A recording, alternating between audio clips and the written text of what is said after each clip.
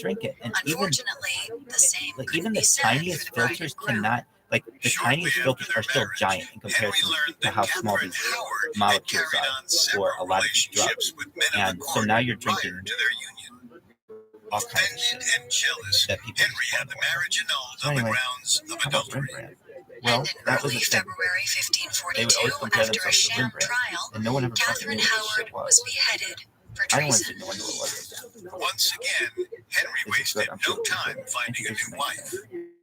And the It just sixth came out, time and it was was like the charm. On July 12, everybody compared themselves to her. 1543, And it was a he mistake in married my Catherine opinion. Parr, who was Why? no Because no one knew what the stranger to fuck this shit marriages was. It wasn't either. a competitor. This being her But third. they made people know about who their The competitor was. union I was a guess what you happy would say one, is when you're marketing even for yourself, Mary. if you In wanted to say fact, like the next when they 4 market years would themselves, be you among say, the most stable of Mary's and life. they would learn this. And Catherine Parr ended up being almost a surrogate mother. In comparison to the Parr leading even competitor. encouraged Mary to translate Erasmus's Because then you're like, paraphrases oh, on well, the so four that's the best Gospels one. from Latin to English. When before you didn't During know. this time, Really, it was a Henry was mistake that either people made. away or engaged in Okay, cool, relatively man. What was the small-scale one that battles. your parents had? As You had such, this he one that was left like in much of the tube that local just pushed governance to downward. Catherine Parr, Came out who with this shared those pretty simple. responsibilities with Mary and encouraged her insight and participation. Though this period like ranked two among the different happiest of Henry's life, it also marked the most People rapid would love that decline of shit. his Like health. what? I don't know. Knowing he Peanut wasn't butter long and for jelly this in the same earth, thing. in Maybe 1546, ketchup and mustard he in the same updated his relish. will to Why? include Mary and Elizabeth as his rightful heirs. I don't know. People would just However, like this. Edward, as the male heir, would still Not be first in necessarily. line to rule. Well, I would say like I remember when Then, peanut butter on and jelly came January out together. 28, It was like, 1547, ew, that Henry seems finally disgusting. succumbed to But they his still myriad sell that shit, availments. and it As still princess, is a thing. Mary was granted So, thousands of acres why of don't more land, people do it with those multiple combinations? estates, and a small fortune. And I'm saying you She can would get that also basically. take it upon Most herself stores to have raise it. both Elizabeth and Edward in her father's absence, Have you ever? which she was To me, I practically don't doing like my shit already. mixed. That's why it's With like. Henry VIII dead, it meant that my 9-year-old friends would say, Edward was king, in name only. Until he turned 18 and could reign officially, the kingdom would be controlled by a ruling council, one whose most prominent member was Cool, man, Mary's you got all of nemesis, them. Thomas Cranmer. And Cranmer was determined to make Mary's life miserable. Only a few months after Henry's death, Cranmer issued a new series of anti-Catholic injunctions that served as a direct challenge to Mary. Despite signing the submission document years earlier, Mary had never officially renounced her faith and remained a practicing Catholic. Cranmer had always viewed Mary as a usurper. For her part, Mary was entirely aware of Cranmer's intentions and held him in equally low regard. To that end, the stage was set for a war between Mary and Cranmer. The key battle was for influence over the young Edward. Although Mary was close to her half-brother, Thomas Cranmer became even closer to Edward. In doing so, he convinced the young king to punish Mary for continuing to practice Catholic rituals, rather than the new Protestant ones outlined in Cranmer's injunctions. In fact, Cranmer convinced the entire royal council to go after Mary. By 1551, John Dudley, a senior member of Edward's court, took control of the royal council. Dudley, a perpetual schemer, sought to eliminate Mary and Elizabeth from the line of succession for his own personal gain. With Cranmer's help, Dudley convinced Edward to once again remove Mary and Elizabeth from the royal estate, all of which occurred as Edward was growing increasingly ill with tuberculosis. As Edward's health worsened, the two essentially tricked the sickly king into naming Dudley's daughter-in-law, Lady Jane Grey, as his successor. Dudley dispatched a message to Mary, claiming that if and when Edward should die, Dudley would help Mary ascend to the rank of queen. But Mary knew the truth. If she were to return to London, Dudley would have her arrested and imprisoned. In fact, she was aware that Dudley had already dispatched spies around the kingdom to monitor her. After being tipped off that a group of Dudley's henchmen were coming to arrest her, Mary and a group of loyal subjects made a daring escape to one of her secluded country estates. While she was there on July 6th, Edward died. 4 days later, Jane Grey was proclaimed queen. The ceremony was miserable and somber. No one in attendance was heard to shout, "Long live the Queen." In fact, the opposite was true. Many called for Mary's coronation instead. Despite her Catholic faith, or perhaps because of it, and certainly because of her tenacity and character, Mary was still beloved. But now, much as she had during the brief reign of Anne Boleyn, Mary feared for her life. Dudley and Cranmer, her two nemeses, were in charge, and they wouldn't rest until Mary was dead or behind bars. But Mary was determined to take what was rightfully hers. And although she was holed up in a castle outside of London, she still had a loyal entourage. Now, all she needed was a plan to defeat John Dudley, depose Jane Grey, and declare herself queen. I was working at this startup, and it was really nothing when it started, and it was really starting to become something. It was starting to get some big customers. Thanks for listening to Dictators. Next week, we'll explore how Mary finally became queen and the unfortunate decisions that led her from being one of the most popular queens to one of the most despised. Among the many sources we used for these episodes, we found Mary Tudor, England's first queen, by Anna Whitelock, extremely helpful to our research. You can find all episodes of Dictators and all other Parcast originals for free on Spotify. Not only does Spotify already have all of your favorite music, but now Spotify is making it easy for you to enjoy all of your favorite Parcast originals like Dictators for free from your phone, desktop, or smart speaker. To stream Dictators on Spotify, just open the app and type Dictators in the search bar. And don't forget to follow us on Facebook and Instagram at Parcast and Twitter at Parcast Network. We'll see you next time. Dictators was created by Max Cutler and is a Parcast Studios original. It is executive produced by Max Cutler, sound designed by Anthony Valsic, with production assistance by Ron Shapiro, Carly Madden, and Travis Clark. This episode of Dictators was written by Tony Goodman, with writing assistance by Kate Gallagher, and stars Kate Leonard and Richard Rossner. Listeners, you don't want to miss Incredible Feats, the all-new Spotify original from Parcast. Host Dan Cummins free falls straight into the weirdest, wildest achievements of all time. New episodes air every weekday. Search Incredible Feats and follow free on Spotify or wherever you get your podcasts. They did a funny mock of that. And what was it?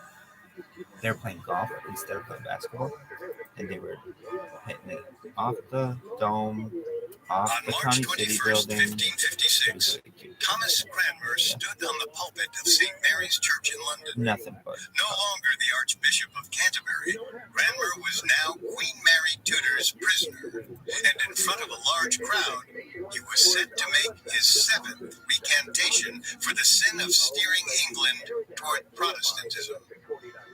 Cranmer had been an engineer of Henry VIII's cataclysmic divorce from Mary's mother, and had nearly had Mary herself killed. But now, after decades of hostility, Mary was queen, and Cranmer would finally die at the stake. During his previous 6 recantations, Cranmer had appeared solemn and scared. He characterized himself as a blasphemer, persecutor, and insulter. He was responsible for the schism which split the whole kingdom. Finally, he condemned himself as the most wicked all the earth has ever borne. But as he stood on the pulpit today, prepared to recant yet again, something felt different. A tranquil, slightly mischievous look rested on his face.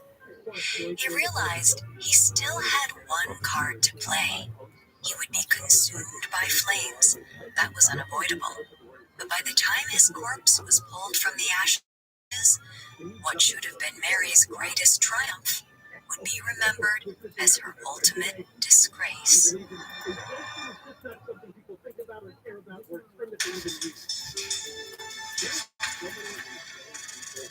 Welcome to Dictators, a Parcast original. this show, we're going deep into the minds of some of history's most hated despots. Today, we're closing out our season on the bloody female rulers of the Middle Ages and Renaissance. You can find all episodes of Dictators and all other Parcast originals for free on Spotify. To stream Dictators for free on Spotify, just open the app and type Dictators in the search bar. This is our second episode on Queen Mary I, who ruled over England from 1553 to 1558. Last week, we discussed her turbulent childhood, which pitted her against her father, King Henry VIII, and his myriad marriages. This week, we'll cover the circumstances that finally led Mary's ascension to the throne. We'll look at how she squandered the respect of her subjects by sentencing her perceived enemies to death, earning her the infamous and enduring nickname, Bloody Mary. We have all that and more coming up. Stay with us.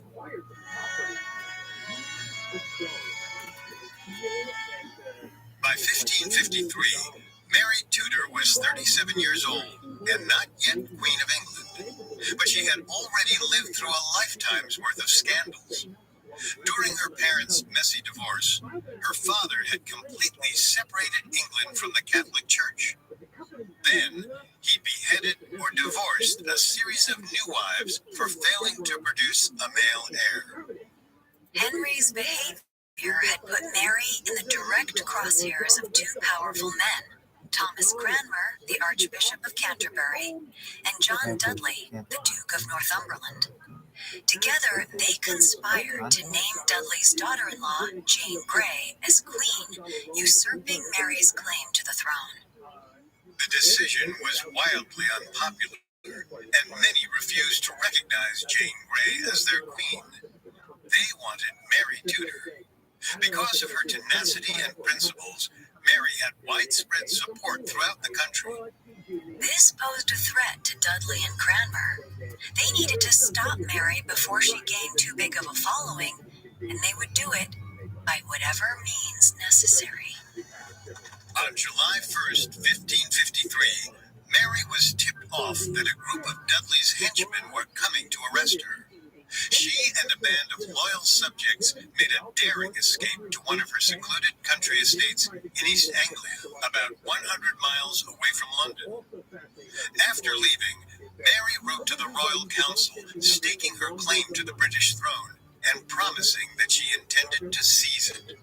5 days later, Mary had the support of some of East Anglia's aristocrats. While her plot came together, she decided to move to Framlingham Castle, the most secure and impregnable fortress in the region. During the move, a crowd of locals gathered to catch a glimpse of her. They not only showed their support, but offered to protect her, their queen. But that support meant little against Dudley's army of 3,000 men, plus the entire supply of royal weaponry at his disposal. And while Mary may have enjoyed the support of some nobles, the majority of England's noblemen remained loyal to Jane Grey and Dudley. But their loyalty was mostly out of self-preservation, and if Mary could gain the upper hand, they might decide to switch allegiances. In the town of Ipswich, the noblemen initially declared their loyalty to Jane Grey. Days later, however, one of Mary's servants staked out a spot in the town's bustling marketplace and proclaimed Mary the hereditary Queen of England. The crowd responded with cheers of encouragement and several denunciations of Jane Grey. After witnessing Mary's unshakable public support, the Ipswich nobles shifted their alliance to Mary. Better to join the bandwagon than face an uprising. From there, the dominoes continued to fall. In Norwich, the noblemen sent an army and weapons to support Mary's cause. Meanwhile, a fleet of 5 ships, full of soldiers who had been en route to fight a different battle, suddenly disembarked to fight for another cause, Lady Mary Tudor. It was a rapid and stunning reversal from just a week before. Now, nearly everyone with money and power was aligned with Mary, and many of Dudley's soldiers were scared enough to either defect or abandon the fight altogether. The final blow came on July 20th. The majority of Dudley's royal council arrived at Mary's castle, begged for forgiveness, and personally pledged their loyalty. Dudley and Lady Jane Grey were finished. After all the backstabbing, drama, and threats, no actual battles would be fought for the crown. None were necessary. That evening, Dudley finally gave in and admitted defeat. The proclamation was relayed by royal trumpeters and town criers. Mary was the new Queen of England. The news was met with celebration. The bells of every church rang for 2 days straight. In London, one could hear an almost never-ending chorus of God Save Queen Mary. One ambassador recalled, "From a distance, the earth must have looked like Mount Etna. The people are mad with joy, feasting and singing, and the streets crowded all night long." Before Mary's official Westminster Abbey coronation, she gathered the members of her royal council for an unofficial ceremony. She swore an oath to faithfully represent her subjects and implored her advisors to do the same. She went on to describe her duties as queen in such humble and reverent language that her advisors were taken aback. It was a far cry from the bluster and arrogance of her father and the self-serving ambition of Lord Dudley. Mary truly seemed to have her subjects' best interests at heart, and the people knew it. In late July, Mary began her 100-mile journey from Framlingham Castle to London. Along the way, she was greeted by throngs of well-wishers proclaiming their undying loyalty and nobles showering her with gifts, including a golden heart inscribed with the words, "The heart of the people." Outside London, she was joined by her 20-year-old sister Elizabeth and a retinue of loyal followers. Finally, on the evening of August 3rd, Mary and her nearly 10,000-strong procession arrived in London. As Mary made her triumphant entrance, she was met by chants of "Vox Populi, Vox Dei," Latin for "The voice of the people is the voice of God." It was one of the grandest spectacles the city had ever witnessed. Historian Anna Whitelock described Mary's eye-catching outfit, a gown of purple velvet, its sleeves embroidered in gold. Beneath it, she wore a kirtle of purple satin, thickly set with large pearls, with a gold and jeweled chain around her neck, and a dazzling headdress on her head. She was the very essence of British royalty, and the people loved it. When the crowds finally dispersed, Mary got to business. She immediately ordered the release of several political and religious prisoners and restored their ranks and estates. She assembled an official council composed mainly of loyal Catholics, and for good measure, a few councillors who had supported Jane Grey. With abundant support and a clear mandate to serve her people, Mary's reign was off to an auspicious start. But beneath the veneer of public service, Mary had another goal in mind: to reinstate Catholicism as the country's official religion and take revenge against a particularly nasty enemy, Thomas Cranmer. Coming up, Mary spins her goodwill into universal loathing in just over a year. Hey, Parcasters, looking for a more lighthearted listen? Then I've got the perfect podcast for you. The new Spotify original from Parcast called Incredible Feats. Hosted by comedian and podcaster Dan Cummins, Incredible Feats is a daily show spotlighting true accounts of mind-blowing physical strength, mental focus, and bizarre behavior. Join Dan every weekday as he goes behind the scenes and into the achievements of everyone from freedivers and body modifiers to ultramarathoners and moms. Incredible Feats is offbeat entertainment that's sometimes weird, sometimes wonderful, and always surprising. Search Incredible Feats and follow free on Spotify or wherever you get your podcasts. Now, back to the story.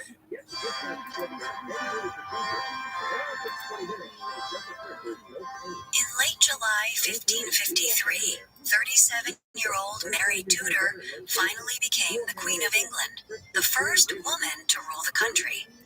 She enjoyed immense public support, and her background and education made her perfect for the role. But her Catholic faith put her at odds with the English Reformation undertaken by her father, King Henry VIII. Now Queen, Mary immediately released several political prisoners and wasted no time finding new ones to take their places. Even before Mary's triumphant return to London, she'd had John Dudley arrested. Joining him a short time later were Jane Grey and her husband John Dudley's son. While imprisoned, Dudley begged Mary's forgiveness and loudly denounced his Protestant faith. He claimed that Catholicism was the very right and true way. Unfortunately, his desperate pleas fell on deaf ears. On August 22nd, he was beheaded. A more difficult problem was the Archbishop of Canterbury, Thomas Cranmer. Mary knew she couldn't immediately arrest the most senior religious figure in England. It would seem capricious. And the religious tensions in London were already reaching a boiling point. Although there were many Protestants across England who supported Cranmer, there were also a significant number of devoted Catholics. And with Mary's tacit blessing, they grew increasingly bold. The one who was the The youngest Catholic one was iconography the that one had who been was the oldest outlawed one under was younger Henry than we were, VIII and everybody almost liked this kid. immediately began to Yeah, reappear and he was around really London. nice conservative. Once again, Catholic masses were being held He in had the a open. brother. This set off multiple confrontations between Catholics and Protestants throughout the city. In one instance, a Catholic chaplain was pulled out of the pulpit by vagabonds, and one threw a dagger at him. As the religious war turned violent, Mary was forced to issue a proclamation urging her subjects to live in quiet sort and Christian charity. To help ease the fears of the Protestants, she also promised that any religious decrees would reflect the will of the people and would have to be approved by Parliament. But while Mary was urging patience and peace, she secretly sought to reinstate Catholicism as England's official religion. During this same time, she wrote a letter to the Pope asking forgiveness for the conflicts that happened during her father's reign. To Mary's surprise, the Pope was 2 steps ahead of her. He'd already appointed a British cardinal to spearhead the reconciliation. The cardinal immediately began petitioning Mary and members of Parliament to reinstate Catholicism as the country's official religion. Unfortunately, this move backfired. The cardinal's behavior was so abrasive that he alienated many within the government. Mary was forced to put the mission on hold. And in the meantime, she turned her focus toward her 20-year-old half-sister, Elizabeth. Many of Mary's closest advisors feared that Elizabeth might try to usurp her. However, Mary was less concerned with Elizabeth's political motives than her religious ones. It seemed like Mary wouldn't be satisfied until Elizabeth proclaimed herself a practicing Catholic. Elizabeth did attend Mass at Mary's urging, but it was fairly obvious that she was only doing it to placate her sister. She couldn't keep up the Catholic charade for long. Rather than run afoul of the new queen, Elizabeth eventually asked Mary's permission to leave the royal court entirely and move to the country.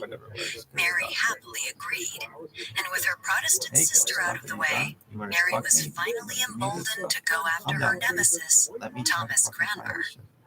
Only a few months into Mary's reign, Cranmer was arrested and imprisoned in the Tower of London on charges of treason. But he wouldn't die swiftly like John Dudley. Mary wanted revenge. Their saga would play out dramatically and publicly over the next several years. But for the immediate future, Mary had other things on her agenda. With Cranmer in chains, she could fully throw herself into planning her official coronation. On October 1st, 1553, Mary was crowned at Westminster Abbey. Kneeling before the bishop with a sword in one hand and a scepter in the other, the crown was laid atop Mary's head. She sat upon the throne where a series of nobles paid homage to her as their new monarch. The echoes of God Save the Queen reverberated across the entire country. With the pageantry out of the way, Mary initiated her first session of Parliament 4 days after her coronation. Her first order of business was to reverse the decree that her parents' marriage had been invalid. She also instituted a series of religious reforms that would be the first step towards restoring Catholicism as the country's official religion. However, for now, most of the reforms were relatively innocuous. Mary simply legalized the Catholic practices that had been outlawed, such as conducting Mass in Latin. What group? If Mary wanted to ensure England was a Catholic country, she would need to have a Catholic heir. And for that, she needed to find a Catholic husband. Throughout her life, Mary's father had set her up with various princes and nobles as a means of forging alliances. And now that it was time to find her own husband, Mary used a surprisingly similar strategy. She wanted a spouse who could produce a Catholic heir and expand the boundaries of her kingdom. Thanks, Glenn. After a not particularly exhaustive search, she chose 26-year-old Prince Philip of Spain. Philip's father was Holy Roman Emperor Charles V, who also happened to be Mary's first cousin. Leaving that aside, the match was perfect. Philip stood to inherit the most powerful empire in the world, and most importantly, he was Catholic. Josh. On July 25th, 1554, Mary and Philip were married. The two embarked on a brief honeymoon in the countryside. When they returned to London, they rode on horseback through the streets, greeting their loyal subjects. However, not everyone was pleased with the marriage. Along the procession route, an artist had painted a large mural featuring Mary's father, Henry VIII. However, the artist had expressly painted an image of the Protestant Bible in Henry's hand, a direct snub to the new Catholic king and queen. Religion wasn't the only issue. Though many Londoners accepted the new Spanish king, there was some anti-Spanish sentiment quietly emerging. In fact, after Mary had announced her intention to marry Prince Philip, there had been an attempted uprising.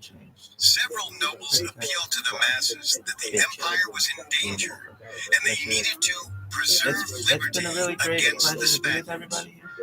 The threat was serious enough for Mary to give a speech reinforcing her loyalty to England. She proclaimed, "Stand fast with your lawful prince against these rebels, and fear them not, for I assure you that I fear nothing at all." As usual, Mary's speech rallied the people to her side. Not only did her subjects cheer her on, but many even expressed a willingness to die in defense of their rightful queen. 29. The following day, the rebellious nobles were arrested and imprisoned. The uprising was over. And now that the British public had shown their support of Philip, Mary wasted no time trying to produce an heir. While Mary appeared to be smitten by Philip, the same could not be said for him. He knew that the marriage was a political arrangement. In a private letter, one of his trusted aides wrote, "The king realizes fully that the marriage was made for no fleshly consideration, but in order to cure the disorders of this country and preserve the Low Countries." In fact, neither Philip nor any of the Spaniards in his court seemed particularly fond of England or Queen Mary. They constantly complained about the weather and how ugly they found the British people.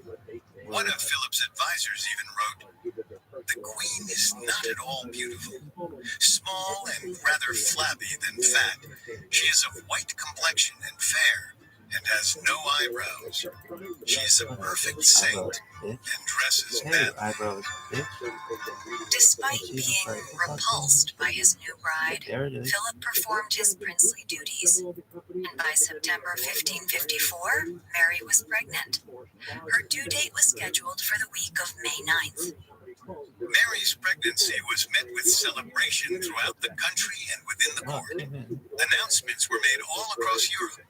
A beautiful nursery was built for the heir to be. But by the end of May, So then what? there had been no birth.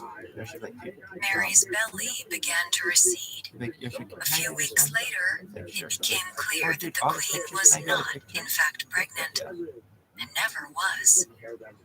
Mary had endured a false pregnancy. The symptoms of her swollen belly and break in her menstrual cycle had likely resulted from an ovarian cyst or any of her lifelong gastrointestinal illnesses. The false pregnancy was a devastating blow for Mary, one from which she never recovered, physically or mentally. The false pregnancy had set off something in Mary, something she had likely repressed her entire adult life, and it sent her into a dark, depressive tailspin that would shape the future of her reign. Coming up, Mary's health rapidly declines, her marriage unravels, and her leadership takes a dark, tyrannical turn. Now back to the story. By mid-1555, 39-year-old Queen Mary was in poor health and even poorer spirits. The results of her false pregnancy were devastating, both physically and mentally. Unfortunately, her husband Philip was only going to exacerbate Mary's health problems. In August 1555, Philip left on a diplomatic mission to France. Within weeks of his departure, there was a great deal of gossip about Philip's behavior abroad. Rumor had it that Philip was philandering all over France. Alone in England, Mary wallowed in her misery. She concluded that the only way to cure her depression was to devote herself even more fervently to the one constant in her life, Catholicism. But instead of simply finding solace in the Bible, Mary's beliefs took on an extreme fanatical tone. After a lifetime of struggle, repressed grief, and rage, Mary seems to have snapped. Her behavior came to resemble her father's, unpredictable and autocratic. The woman who had displayed such remarkable poise began acting out in the most gruesome ways possible. Although Mary had publicly promised to let her subjects practice their respective Christian faiths in peace, several Protestants had been secretly arrested for so-called acts of heresy. At the beginning of her reign, Mary had been content to simply throw the offenders in jail. But now, that wasn't enough. One of Mary's first victims was Margaret Polly, a Protestant who denied that the Bible made specific reference to the Roman Catholic Church. Although this wasn't a particularly serious offense, Margaret had committed it at the worst possible time. On July 18, 1555, she was burned alive in a gravel pit. This act undoubtedly gave Mary a sense of power that she felt was lacking after her false pregnancy, health issues, and virtual abandonment by her husband. In her increasingly unstable environment, the only thing keeping Mary grounded was, unfortunately, burning Protestants alive. Soon, Mary's behavior drew scorn and confusion from a populace that had always embraced her. With Protestants being set on fire all over England, many began to see them as martyrs instead of heretics. But it was the conflagration of one specific man that would completely turn the tide of public opinion. Mary's mortal enemy, Thomas Cranmer. Since September 1553, the former Archbishop of Canterbury had been languishing in the Tower of London. During that time, he made 6 recantations for his various transgressions, from promoting Protestantism to conspiring to have Mary killed. After 3 years in prison, the 66-year-old Cranmer would make his final recantation. Afterward, he would finally be burned at the stake. Cranmer had been Mary's arch nemesis since Mary's youth. Although the burnings of Protestants had become increasingly capricious and illogical, this one held special significance to her. In fact, aside from her ascension to the throne, this may have been the most important moment of her life. But as Thomas Cranmer stood on the pulpit with a mischievous look upon his face, it became clear that this would be no ordinary recantation. Instead of apologizing or groveling, Cranmer launched into a monologue recanting his previous recantations. He declared that Protestantism, not Catholicism, was the one true Christian faith. He said that when he faced the fire, his hand would be burned first, because it had signed the blasphemous recantations. And he finished by declaring, "As for the Pope, I refuse him as Christ's enemy and Antichrist with all his false doctrine." Moments later, Cranmer was pulled from the stage and dragged to the execution area. True to his word, as the flames engulfed his body, he thrust his hand into the fire, shouting, "Unworthy right hand." What should have been Mary's most satisfying act of revenge turned into another betrayal, and one that left the general public cheering for her mortal nemesis. As Thomas Cranmer burned to death, the rest of the country was soaked with rain.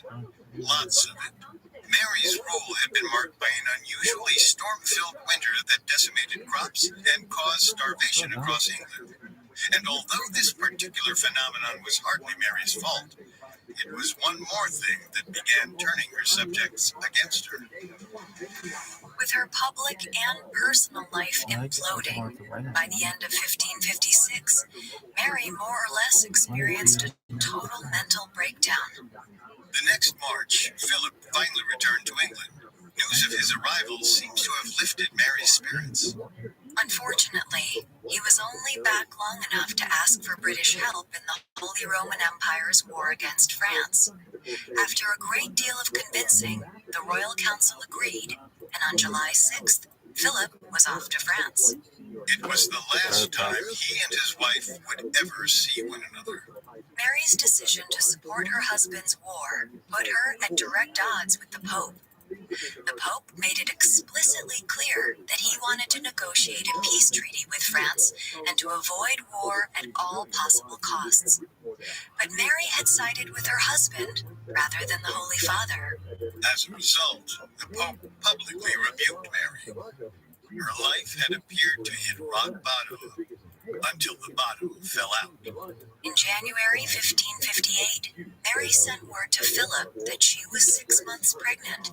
No one in the royal court had the heart or courage to tell the 41-year-old queen what she almost certainly knew. It was another false pregnancy.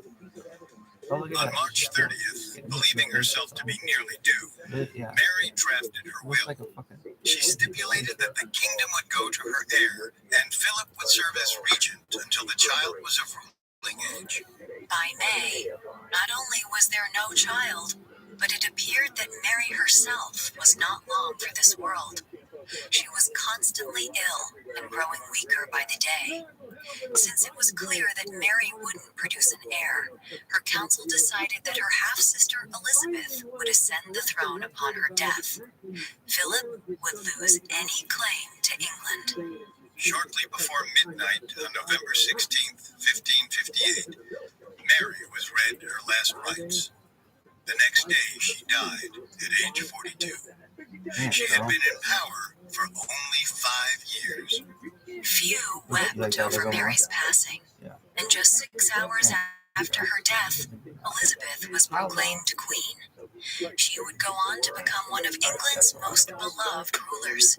Elizabeth's reign would ignite a cultural renaissance and solidify Protestantism as the official religion of England. Mary's death was an undignified end for an intelligent, talented woman who had overcome overcome extraordinary obstacles.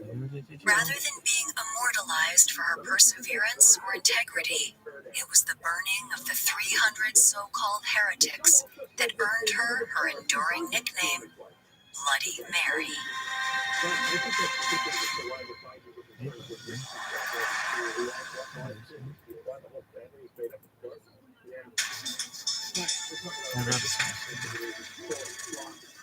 Thanks for listening to Dictators. Next week, we'll begin our next season traveling back to ancient Rome to explore the reigns of Emperors Tiberius, Caligula, and Nero. Among the many sources we used for these episodes, we found Mary Tudor, England's first queen, by Anna Whitelock, extremely helpful to our research. You can find all episodes of Dictators and all other Parcast originals for free on Spotify. Not only does Spotify already have all of your favorite music, but now Spotify is making it easy for you to enjoy all of your favorite Parcast originals like Dictators for free from your phone, desktop, or smart speaker. To stream Dictators on Spotify, just open the app and type Dictators in the search bar. And don't forget to follow us on Facebook and Instagram at Parcast and Twitter at Parcast Network. See you next time. Dictators was created by Max Cutler and is a Parcast Studios original. It is executive produced by Max Cutler, sound designed by Anthony Valsic, with production assistance by Ron Shapiro, Carly Madden, and Travis Clark. This episode of Dictators was written by Tony Goodman, with writing assistance by Kate Gallagher, and stars Kate Leonard and Richard Rossner. Listeners, you don't want to miss Incredible Feats, the all-new Spotify original from Parcast. Host Dan Cummins freefalls straight into the weirdest, wildest achievements of all time. New episodes air every weekday. Search Incredible Feats and follow free on Spotify or wherever you get your podcasts.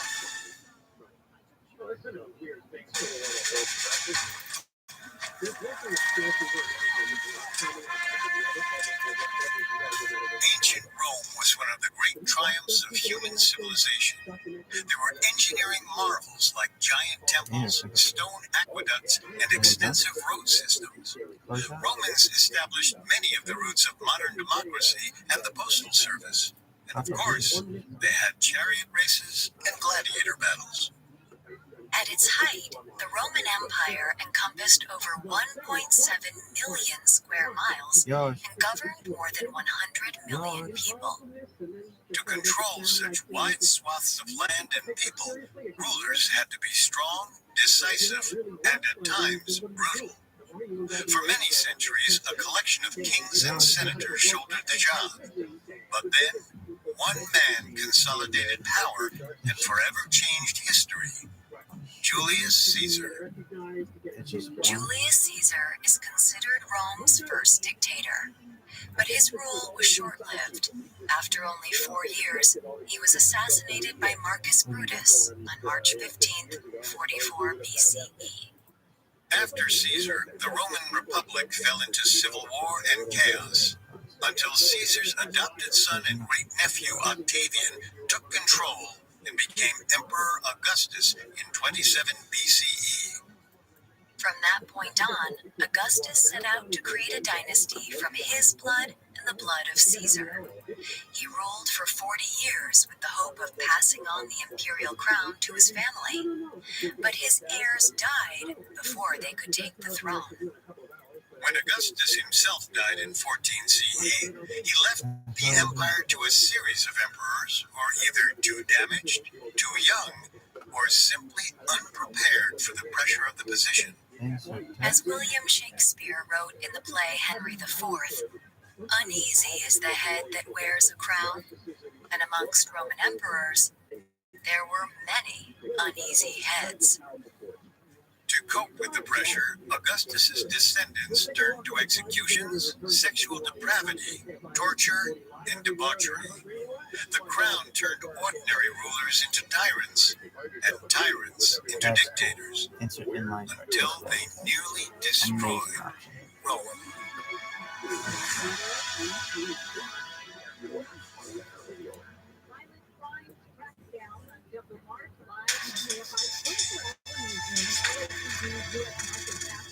Welcome to Dictators, a Parcast original. I'm Kate. And I'm Richard. You can find all episodes of Dictators and all other Parcast originals for free on Spotify. To stream Dictators for free on Spotify, just open the app and type Dictators in the search bar. This season, we're time warping back to ancient Rome, where we'll dive into the notoriously violent and depraved reigns of Emperors Tiberius, Caligula, and Nero. All three men were related by a complex family tree of blood and adoption that can be traced back to Emperor Augustus and Julius Caesar before him.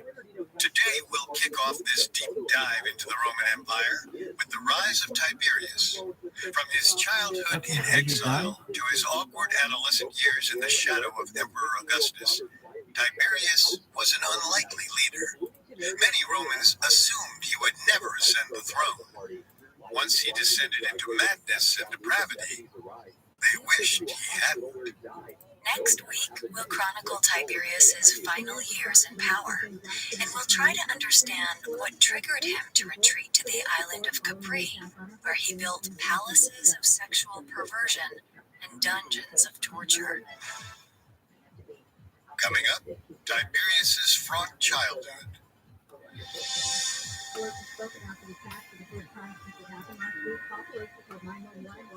The legacy of Roman Emperor Tiberius is one of a monster. Ancient Roman historians documented Tiberius's torture chambers, orgies with young boys, and other sexual perversions. But Tiberius's wickedness oftentimes overshadows the fact that for well over a decade, he was considered a measured and moderate ruler. From the year 14 CE to about 31 CE, Tiberius ruled Rome with an even hand. Senators respected his thoughtfulness and wisdom. He encouraged freedom of speech and a fair legal system. And where Augustus had spent lavishly on temples and wars, Tiberius introduced fiscal responsibility. Instead of building monuments to himself, Tiberius repaired old temples and roads. He strengthened the Roman military while reining in wasteful government spending. Sadly, Tiberius's accomplishments during that first decade and a half paled in comparison to the horrors of the last 6, when he withdrew from the public and became the monster he's known as today. To understand the tragic unraveling of Tiberius, we need to start from the beginning. In Tiberius's early years, he didn't aspire to be an emperor, dictator, or even a political leader. Like many other Romans at the time, he wasn't expected to survive childhood. On November 16th, 42 BCE, Tiberius was born to a prominent Roman family. Even though Tiberius's 16-year-old mother Livia was considered an extraordinary beauty, Tiberius emerged a misshapen baby. He had a protruding forehead, sunken chin, and a prominent hooked nose, even by Roman standards. But Tiberius's parents didn't have time to worry about the infant's appearance. He entered the world in a period of great conflict in the Roman Empire. 2 years before Tiberius's birth, Julius Caesar was assassinated by Marcus Brutus, and the Republic collapsed into civil war. Mark Antony, who was Caesar's co-consul, and Octavian, who was Caesar's great-nephew and adopted son, led a military campaign against Brutus and his co-conspirators. The pair succeeded in defeating Brutus and the uprising. But soon, Mark Antony and Octavian were locked in their own struggle for power.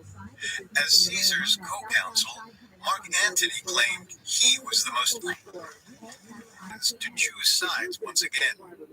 Many, like Tiberius's father, swore allegiance to Mark Antony, but Octavian dispatched his soldiers to hunt them all like traitors. As a result, Tiberius's first years were spent on the run with his parents. At times, Tiberius's mother, Livia, had to hide Tiberius in blankets to prevent his cries from giving away their hiding place. Thankfully, their exile didn't last long. In 45 BCE, with Mark Antony on the run, Octavian controlled the city of Rome and a majority of the Republic. He decided to grant amnesty to Mark Antony's supporters, allowing young Tiberius and his family to return to the capital. They were safe from retribution from the uprising, but they soon faced a new threat. When Octavian laid eyes on Tiberius's mother Livia, he fell madly in love. She was now 19 years old and one of the most beautiful women in the realm. The fact that Livia was already married and pregnant didn't matter to Octavian. He decided that he had to have her.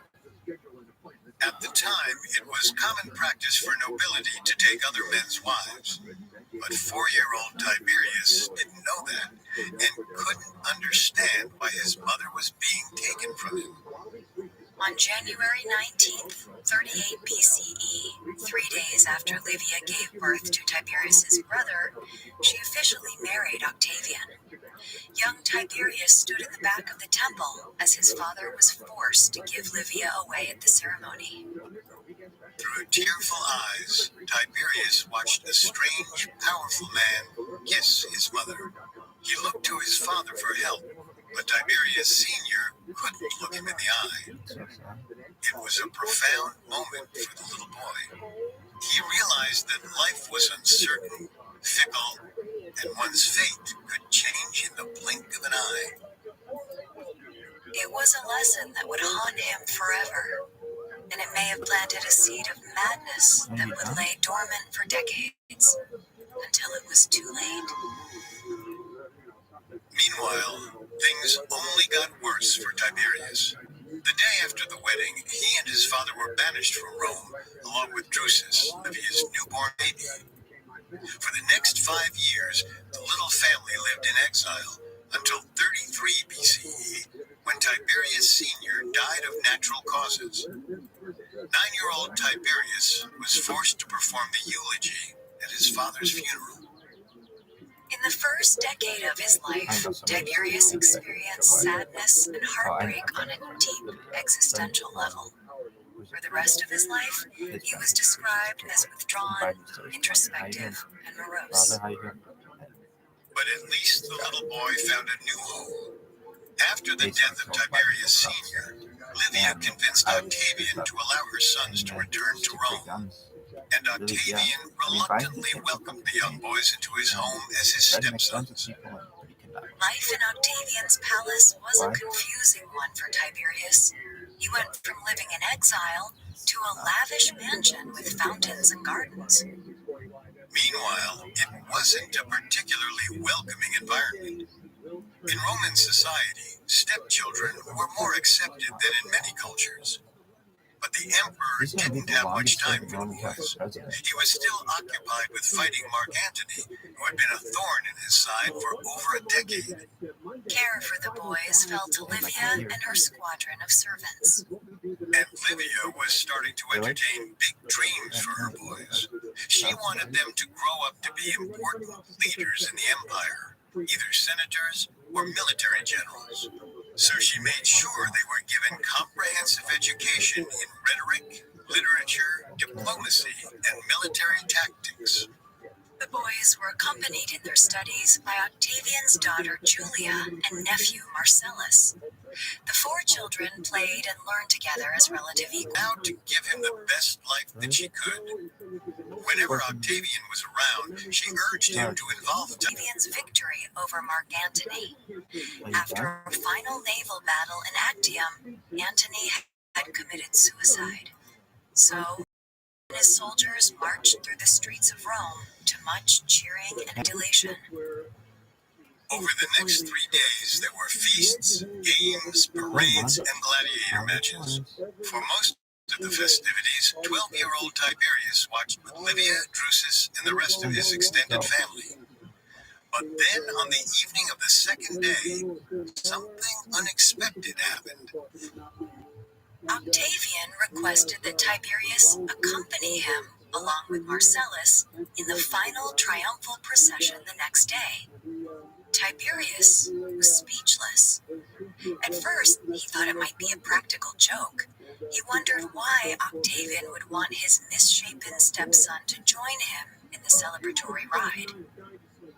But Livia assured Tiberius that Octavian chose him because he saw great things for him in the future.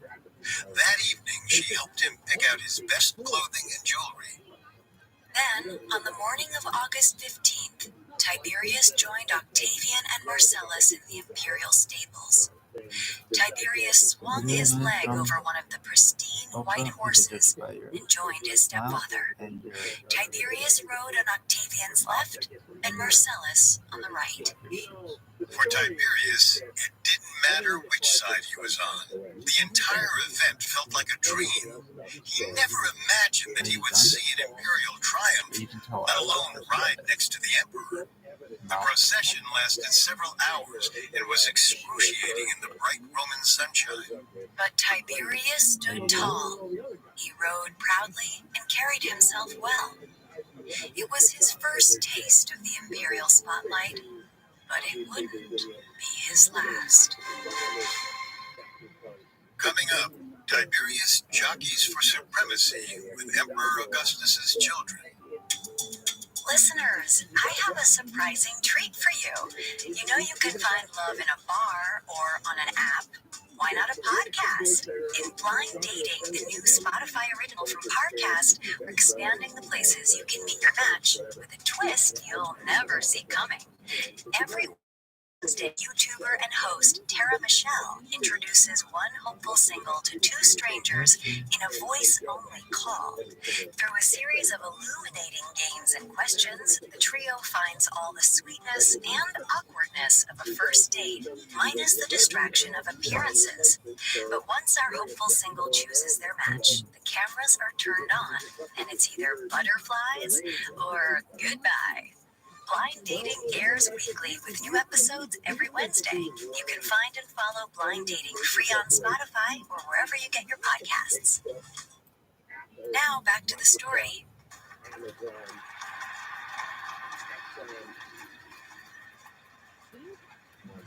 On August 15th, 29 BCE, 12-year-old Tiberius rode in his first Roman triumph. For a self-conscious boy with bad skin and a misshapen head, it was both terrifying and exhilarating.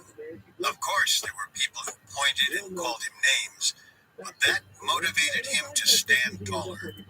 After the festivities, Tiberius was officially a public figure in Rome. Imperial sculptors carved marble statues of the boy. The artists downplayed Tiberius's forehead and nose, though many statues still hint at the boy's awkward appearance. The statues were a great honor for Tiberius, but he didn't let it go to his misshapen head yet. At this point in his life, he had few reasons to think he would ever be emperor. Roman citizens already considered Octavian's nephew Marcellus as the next emperor. He was handsome, athletic, and of course he shared Octavian and Julius Caesar's blood. Octavian even promised Marcellus his daughter Julia's hand in marriage. As a consolation, Octavian promised 12-year-old Tiberius to the daughter of one of Octavian's most important generals, Marcus Agrippa. But according to Roman custom, Tiberius would have to wait until he was at least 14 years old to finally marry. In the meantime, Octavian tasked the boys with learning as much as they could about military affairs. They practiced with swords and spears, and they learned how to handle horses on long voyages. Then, the following year, the boys were given a more significant responsibility. In 28 BCE, Octavian allowed Tiberius and Marcellus to accompany him to the region of Cantabria in present-day Spain. The region was in revolt against the empire. Octavian used the opportunity to teach the boys about leading armies, as well as his goal of expanding the empire as far as possible. During the voyage, Tiberius soaked up as much knowledge and experience from Octavian as possible. He watched how his stepfather interacted with his soldiers and noted that Octavian inspired both their respect and their fear. The journey was nearly half a year long. When they arrived back in Rome, There was much fanfare, not only for their safe return, but also because the Roman Senate bestowed unprecedented powers on Octavian. In 27 BCE, Octavius was named emperor for life and given the title Emperor Augustus. But emperor for life doesn't mean much if life is cut short. In the winter of 23 BCE, Augustus fell ill from fever. At the time, fever usually carried a death sentence. With rudimentary medical care, many people never recovered. So, Augustus and his advisors made a hasty plan for succession. At 19 years old, Marcellus was still too young to rule. Since Roman senators had to be at least 25 years old, Augustus wanted his nephew to meet that requirement before ascending to the throne. As a result, Augustus enlisted the help of one of his best friends and powerful military generals, Marcus Agrippa, a man who also happened to be Tiberius's future father-in-law. Augustus entrusted stewardship of the entire empire to Agrippa until Marcellus was mature enough to take over. At that point, Agrippa would step aside. Marcellus didn't like the plan, but he did not dare oppose his dying uncle and emperor. Even if he had, however, it wouldn't have made any difference. In an ironic twist of fate, Augustus recovered from his fever. He maintained control of the empire. And a few short months later, Marcellus fell ill with fever and died. Augustus was heartbroken. Not only had his nephew and son-in-law died, but now he was without a suitable heir to take the throne. After elaborate funeral processions and offerings, Augustus turned to securing a new heir. He did have stepsons, Tiberius and Drusus, but Augustus's priority was creating a dynasty from his and Julius Caesar's bloodline. Tiberius wouldn't do. And since his widowed daughter Julia was still alive, he decided to marry her to his best friend and lieutenant, Agrippa. Even though Agrippa was 24 years older than Julia, they didn't waste any time. They bore Augustus two grandsons, Gaius and Lucius. With that, a great weight was lifted from Augustus's shoulders. Now he had everything settled in case he died, with two grandsons in the care of his trusted new son-in-law, Agrippa. Meanwhile, while Augustus and Agrippa obsessed over the imperial succession, Tiberius did his best to forge his own path in Rome. He took what he'd learned by Augustus's side in Cantabria and was working hard at building up a military career. Still an introspective boy, he spent many hours alone, practicing with weapons and horses. And in 20 BCE, it paid off. Augustus appointed his 22-year-old stepson to lead a military operation into Armenia. Tiberius led a contingent of soldiers to the eastern regions of the empire to help the brother of the current king, Tigran, seize power. Tigran had been living in exile in Rome and was now a strong ally of Augustus. Tiberius's mission was to place a crown on Tigran's head without bloodshed, and he succeeded. When he returned to Rome, there was great celebration. He had executed his first mission as a military leader beautifully. And now, it was also time for him to be married. In 19 BCE, Augustus officially approved of 23-year-old Tiberius's wedding to Agrippa's daughter, Vipsania. Unlike many arranged Roman marriages, Tiberius and Vipsania actually loved each other. They had known each other for almost 10 years. Even though Tiberius wasn't handsome, Vipsania cared for him deeply.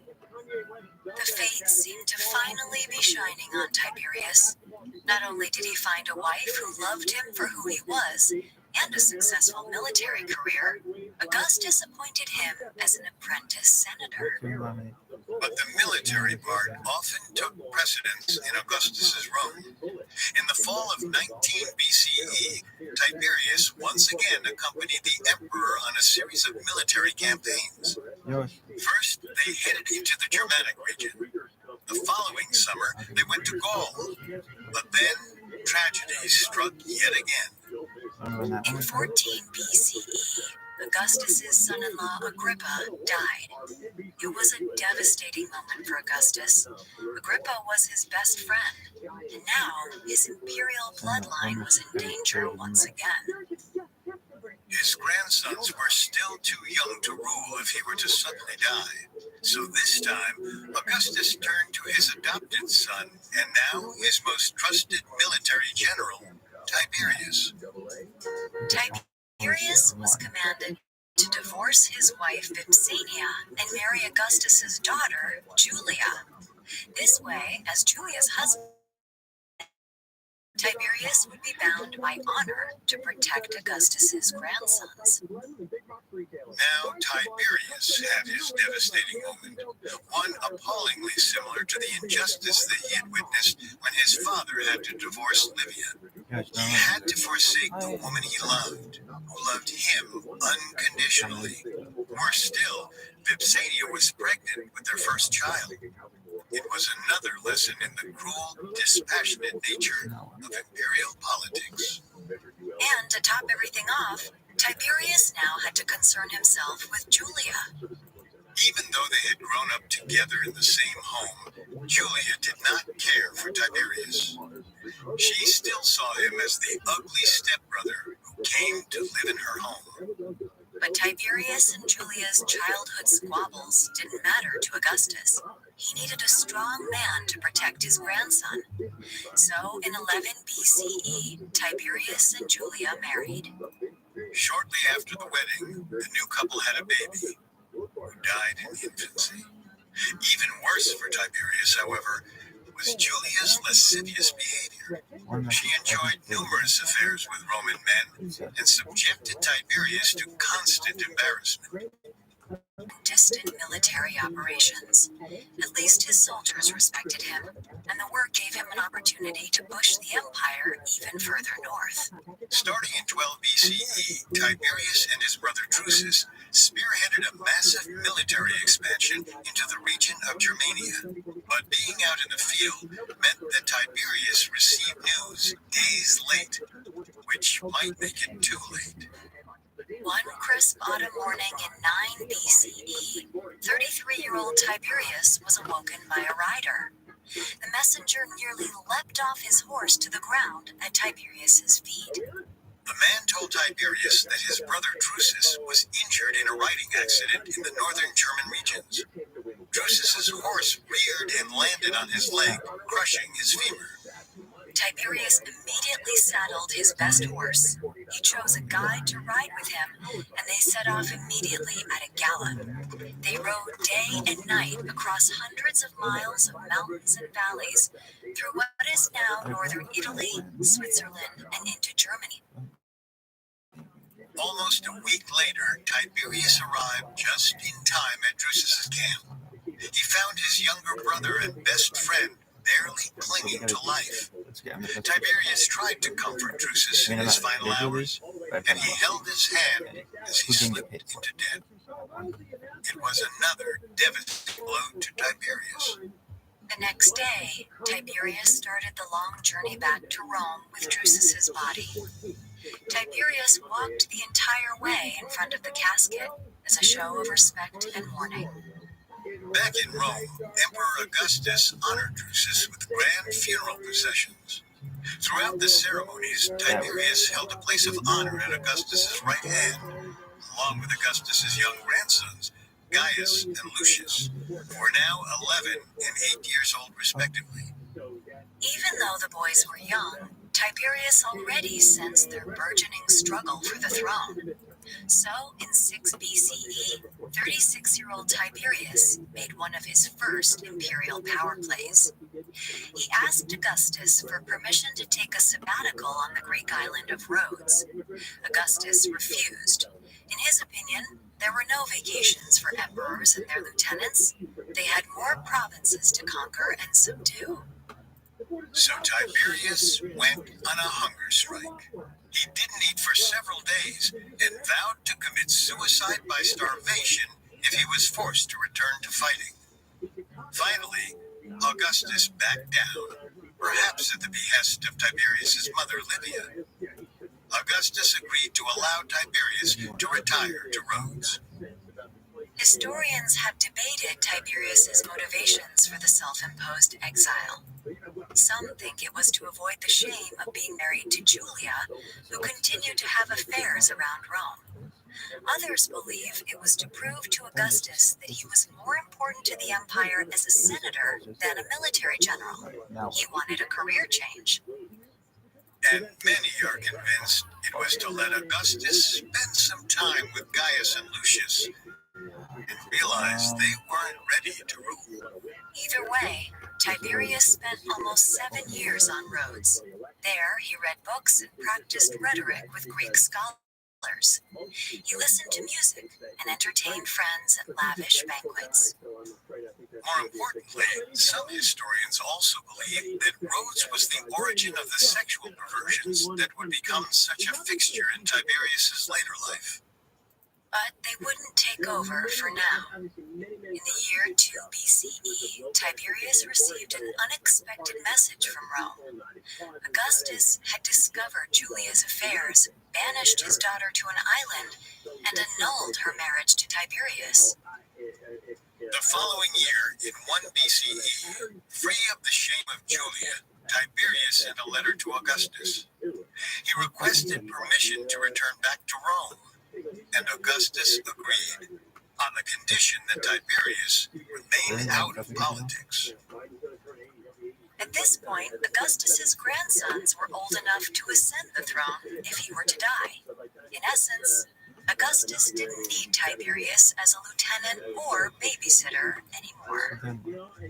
So in 2 CE, 44-year-old Tiberius finally returned to Rome. The homecoming was bittersweet. He was able to see his mother and family. He was free of the stress of military campaigns and imperial business. But suddenly, he was thrust back into the spotlight. Later that year, Augustus's youngest grandson, 19-year-old Lucius, was killed in battle on the way to Hispania, present-day Spain. It was a tremendous blow to Augustus and the empire, but at least there was still one other grandson in line for the throne, until the ultimate tragedy struck. In September of 3 CE, 23-year-old Gaius was shot by an arrow. He died of his wounds a few months later on February 21st, 4 CE. Augustus's worst nightmare came true. He had planned for years to build a dynasty, and his heirs kept dying. First his nephew Marcellus, now Julia's children. There was only one glimmer of hope for the empire. Tiberius's nephew Germanicus, named for Drusus's brave conquests in the Germanic regions, could trace his family tree on his mother's side back to Julius Caesar. So Germanicus became Augustus's only option for passing on the empire to Caesarian blood. The only problem was that 19-year-old Germanicus was too young to take the throne. So, once again, Augustus returned to scheming, looking for a way to secure his dynasty. For him, it didn't matter how far he expanded the empire's borders. If he couldn't bequeath the land to his blood, to Caesar's blood, it was all for naught. Augustus's first move was to call 46-year-old Tiberius out of retirement. More importantly, on June 26th, 4 CE, Augustus officially adopted Tiberius as his son. It was a significant moment for Tiberius, who had always felt like the unwanted stepson. As part of the deal, Tiberius agreed to adopt Germanicus, his own nephew. Even though they were already family, the adoption assured Augustus that Tiberius would shepherd and protect the empire until Germanicus was mature enough to take the throne. The order of succession was in place once again, and just in time. This time, tragedy struck Augustus directly. and Tiberius found himself standing by his adopted father's deathbed. Though the two men had experienced plenty of conflict over the years, Augustus embraced his adopted son. He knew Tiberius was his only hope for the dynasty. With some of his last words, he made Tiberius promise to rule wisely and pass along his teachings to Germanicus, who would eventually take the throne. Then, on August 19th, 14 CE, 75-year-old Augustus died of natural causes. One of the greatest empires in human history now belonged to one man, Tiberius. Coming up, Tiberius reluctantly ascends to the throne. Now, back to the story.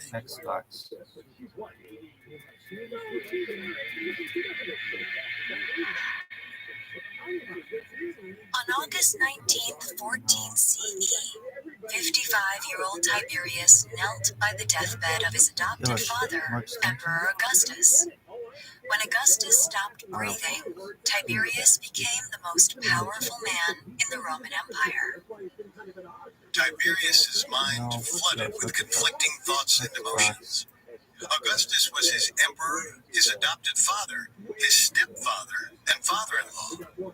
When Tiberius was a young boy, Augustus had hunted his family and nearly killed them. Then Augustus stole Tiberius's mother. And now, Tiberius stood at the man's side, holding his hand. Augustus was both his ticket to wealth and riches, and the roots of most of the trauma in his life. It was a moment that Tiberius had never imagined. Always the ugly duckling of his household, he had generally shunned titles and the spotlight. But there was no escaping the spotlight now. A few days later, the Senate read Augustus's will. It stated, "Since cruel fate has torn me from my grandsons Gaius and Lucius, let Tiberius be my heir." In some ways, it was a final jab at Tiberius. Augustus reminded everyone that Gaius and Lucius had been his first picks. Tiberius was merely the consolation prize. But Tiberius didn't hold a grudge. In a sense, he understood the old man's disappointment. After all, he didn't expect to become emperor either. Over the course of the next week, Tiberius held massive funeral rites for Augustus. He performed the eulogy along with his son Drusus, whom he had named after his brother. And at the end, the Roman Senate conferred the greatest title of all upon Augustus. He was now a god. In the days and weeks that followed the death of Augustus, Tiberius moved quickly to consolidate the dynasty. Augustus had left instructions for his last remaining grandson, one of Julia and Agrippa's sons, to be murdered. The boy was the runt of the litter and considered an unacceptable heir. The last obstacle was Augustus's daughter and Tiberius's former wife, Julia. She had been living in exile for close to 12 years, but even outside of Rome, she was still a liability to the empire. If Julia were to have any more children, there could be further claims to the crown. Also, as the blood of Augustus, she could be kidnapped and used as a hostage for ransom. So Tiberius decided to kill her. In the days that followed, Tiberius was called before the Roman Senate to officially be named emperor. Though Augustus had wrested all power from the Senate, they still existed and held some symbolic power. The senators made grand speeches in favor of Tiberius. And on September 17th, 14 CE, 54-year-old Tiberius was named emperor of the Roman Empire. According to the historian Tacitus, the next 12 years of Tiberius's reign were considered the good years. It was a period of stability and moderation for Rome, and it appeared for a time that Tiberius wished to restore the virtues of Julius Caesar's Roman Republic. To do this, Tiberius strengthened the Senate. Unlike Augustus, whose word was generally considered final, Tiberius encouraged senators to disagree with him. He also advocated for freedom of speech and the press, though these principles were limited mainly to Roman nobility. He undertook public works projects to protect the city from flooding, and after years of meager corn crops, he tried to stabilize corn prices to help citizens. In 15 CE, as a show of respect for his hard work, the Senate proposed giving Tiberius the title of Pater Patriae, which literally means Father of the Fatherland. It was considered the most significant title for a living person in Rome. In spite of the honor, Tiberius refused. He gave a rousing speech to the Senate that he did not want such titles. But this just endeared Tiberius to his senators further. He was clearly a wise and humble leader. Tiberius's rapport with Roman citizens was less cozy. He was seen as aloof and bookish, and he didn't help his public image by canceling gladiator events and suspending the theater, which were popular among citizens. Meanwhile, Tiberius's disdain for the Roman people was likely due to his perception that they ridiculed his appearance. He had always battled self-consciousness for his head, nose, and chin. But as he aged, he also suffered from skin ailments. In his later years, many people described him as having pustules and rashes on his face. Which may also be the reason that starting in 16 CE, 57-year-old Tiberius began to prepare for his retirement. Not only did he want to escape the public eye, he already sensed his own mortality. These preparations involved transferring many of his decisions to an ambitious and crafty man named Sejanus. Sejanus was the head of the Praetorian Guard, the elite group of soldiers who protected the Roman emperors. Sejanus had served under Augustus and was a trusted, skillful soldier. Over the years, Tiberius and Sejanus became close friends. As a show of respect and trust, Tiberius even arranged a marriage between his son Drusus and Sejanus' daughter. And then Sejanus became even more important to Tiberius when once again the emperor received tragic news. In early November of 19 CE, a message arrived from Egypt. Germanicus, Tiberius' nephew, adopted son, and heir to the empire, was dead. To make matters worse, there was rampant speculation that 29-year-old Germanicus had been poisoned. Immediately, Tiberius assigned Sejanus to protect Germanicus' family. The slain heir's sons, 13-year-old Nero, 11-year-old Drusus, and 7-year-old Caligula, were now the only surviving blood of Augustus and Caesar. And Tiberius had vowed to Augustus to protect the dynasty at all costs. Unbeknownst to Tiberius, many in the empire thought Sejanus was involved in the murder of Germanicus. In fact, Sejanus' plan for seizing control from Tiberius was just beginning. But for now, Tiberius retained the crown. Try to bite his ear. He assured the Senate, "I shall always be true to myself, not shall I ever change my ways, as long as I am of sound mind." Little did the Roman Senate or Tiberius know that in a few short years, his soundness of mind would be gone. The empire would be in danger, and he would be considered a monster of torture, executions, and sexual depravity. Updates, etc., which is really fucking wonderful. What in the fuck is this shit? It's settings.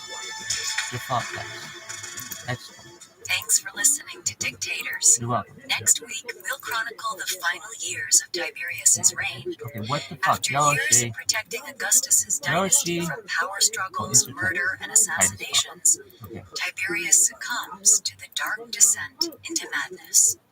You can find all episodes of Dictators and all other Parcast originals for free on Spotify. Not only does Spotify already have all of your favorite music, but now Spotify is making it easy for you to enjoy all of your favorite podcast originals, like Dictators, for free from your phone, desktop, or smart speaker. To stream Dictators on Spotify, just open the app and type Dictators in the search bar. We'll see you next time. Dictators was created by Max Cutler and is a Parcast Studios original. It is executive produced by Max Cutler, sound designed by Anthony Balsick, with production assistance by Ron Shapiro, Carly Madden, and Travis Clark. This episode of Dictators was written by Adam De Silva, with writing assistance by Kay Gallagher, and stars Kate Leonard and Richard Rossner. What the fuck? Remember to follow Blind Dating for a dash of romance and rejection. YouTuber Tara Michelle hosts, and she's thrilled to help hopeful singles meet their match once they've survived the hot seat. Follow Blind Dating free on Spotify or wherever you get your podcasts. Due to the graphic nature of this episode, listener discretion is advised. This episode contains discussion of sex with children, murder, and torture that some people may find disturbing. We advise extreme caution for children under 13.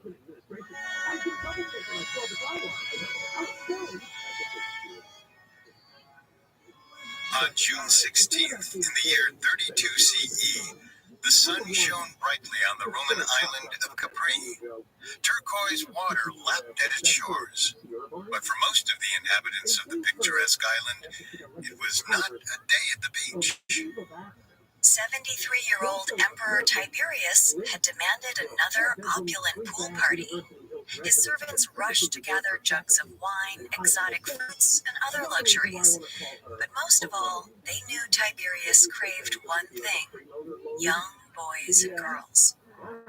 Tiberius's trusted servants and bodyguards scoured nearby villages for children and transported them to the emperor's island. There, they gave them two strict rules. First, never stare at the emperor's misshapen head or his skin covered in lesions.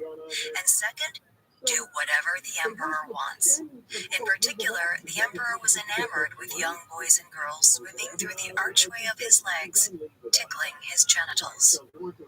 For Tiberius and his young guests, the party continued into the evening. Servants lit oil lamps around the swimming pool and the stone grottos. There, in the flickering shadows, Tiberius and his guests had orgies. Of course, the children had no recourse. Tiberius was their emperor. If they refused his advances or those of his noble guests, they were banished. Or worse, they were taken to a balcony overlooking the Mediterranean 1,000 feet below and thrown over the side. It was a scene of grotesque decadence painted by the historian Suetonius that became synonymous with Tiberius's final years of rule. He was no longer just an emperor or even a dictator.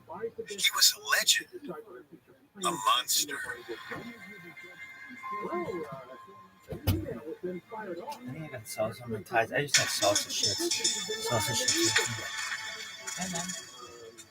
Hey, Tess. Welcome to Dictators, a Spotify original by Parcast. I'm Kate. And I'm Richard. You can find all episodes of Dictators and all other Spotify originals by Parcast for free on Spotify. To stream Dictators for free on Spotify, just open the app and type Dictators in the search bar. This season, we're time warping back to ancient Rome in the early 1st century. There, we're exploring the notoriously violent and depraved reigns of Emperors Tiberius, Caligula, and Nero. Today we're chronicling the last years of Tiberius's reign. After close to a decade of stable and moderate leadership, Tiberius faced tragedy in his life. In quick succession, he lost Germanicus, the realm's next emperor, and Drusus, his son. Grief-stricken and paranoid, Tiberius left the empire in the hands of his trusted bodyguard, Sejanus. He retreated to the island of Capri, where, according to his worst historical critics, he immersed himself in debauchery and sexual perversions. There, he transformed from an emperor into a tyrannical, monster. The depravity is coming up. Stay with us. In the final days of October in the year 19 CE, a Roman messenger arrived from Egypt. The rider brought an urgent dispatch to 60-year-old Emperor Tiberius. His nephew and adopted son, Germanicus, was dead at the age of 33. Tiberius was reportedly devastated. In the 10 years since he adopted Germanicus, he hadn't always been enamored with the soldier. At times, some historians say, he'd felt threatened by Germanicus's popularity and worried that he might stage a rebellion. But he had raised Germanicus as his own son. He had vowed to protect him. Now, the boy was dead. Germanicus's death, however, meant far more than the loss of a family member. Germanicus was Tiberius's heir. 5 years earlier, Tiberius had promised his legendary predecessor, Emperor Augustus, to pass the Roman Empire on to Germanicus, who could trace his family tree back to Julius Caesar. Now, with his heir gone, Tiberius faced a dilemma. Who would ascend the throne when he died? At 60 years old, Tiberius knew all too well that he could fall ill or become injured at any moment. Over his 6 decades, he had personally witnessed the brevity and unpredictability of life in the Roman Empire. His father had died at the age of 52.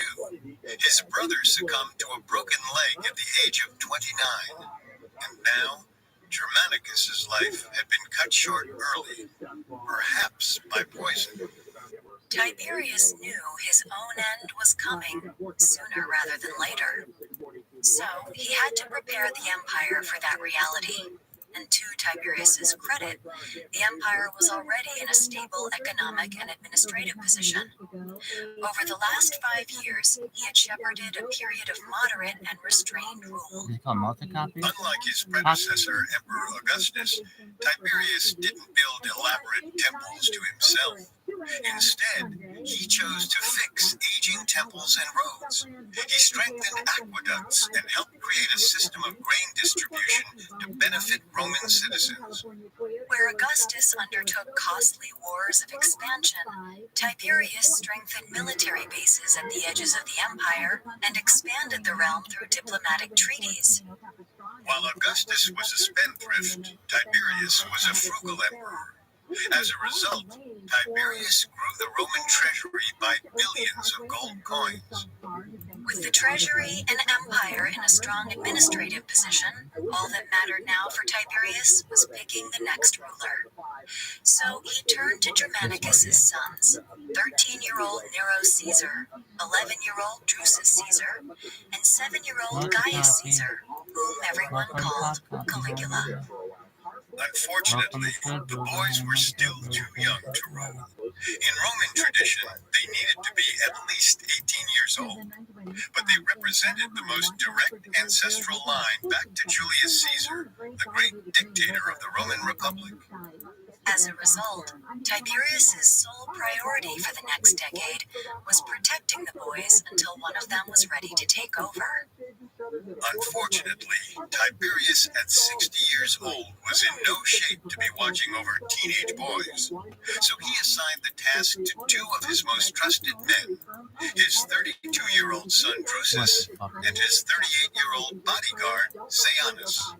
Drusus was an able leader who had supervised Tiberius's military for several years. But he was plagued by a quick, mercurial temper. He was rumored to lash out at people who disrespected him, including his wife, Livia. Sejanus, on the other hand, was a calm, measured leader. As head of Tiberius's elite Praetorian Guard, he was the most highly trained soldier in the empire. Unlike Drusus, Sejanus was born into the lower class of Roman society. He was an equestrian by birth, which meant that he could never become emperor. However, what Sejanus lacked in pedigree, he made up for in appearance and charm. He was naturally handsome and charismatic.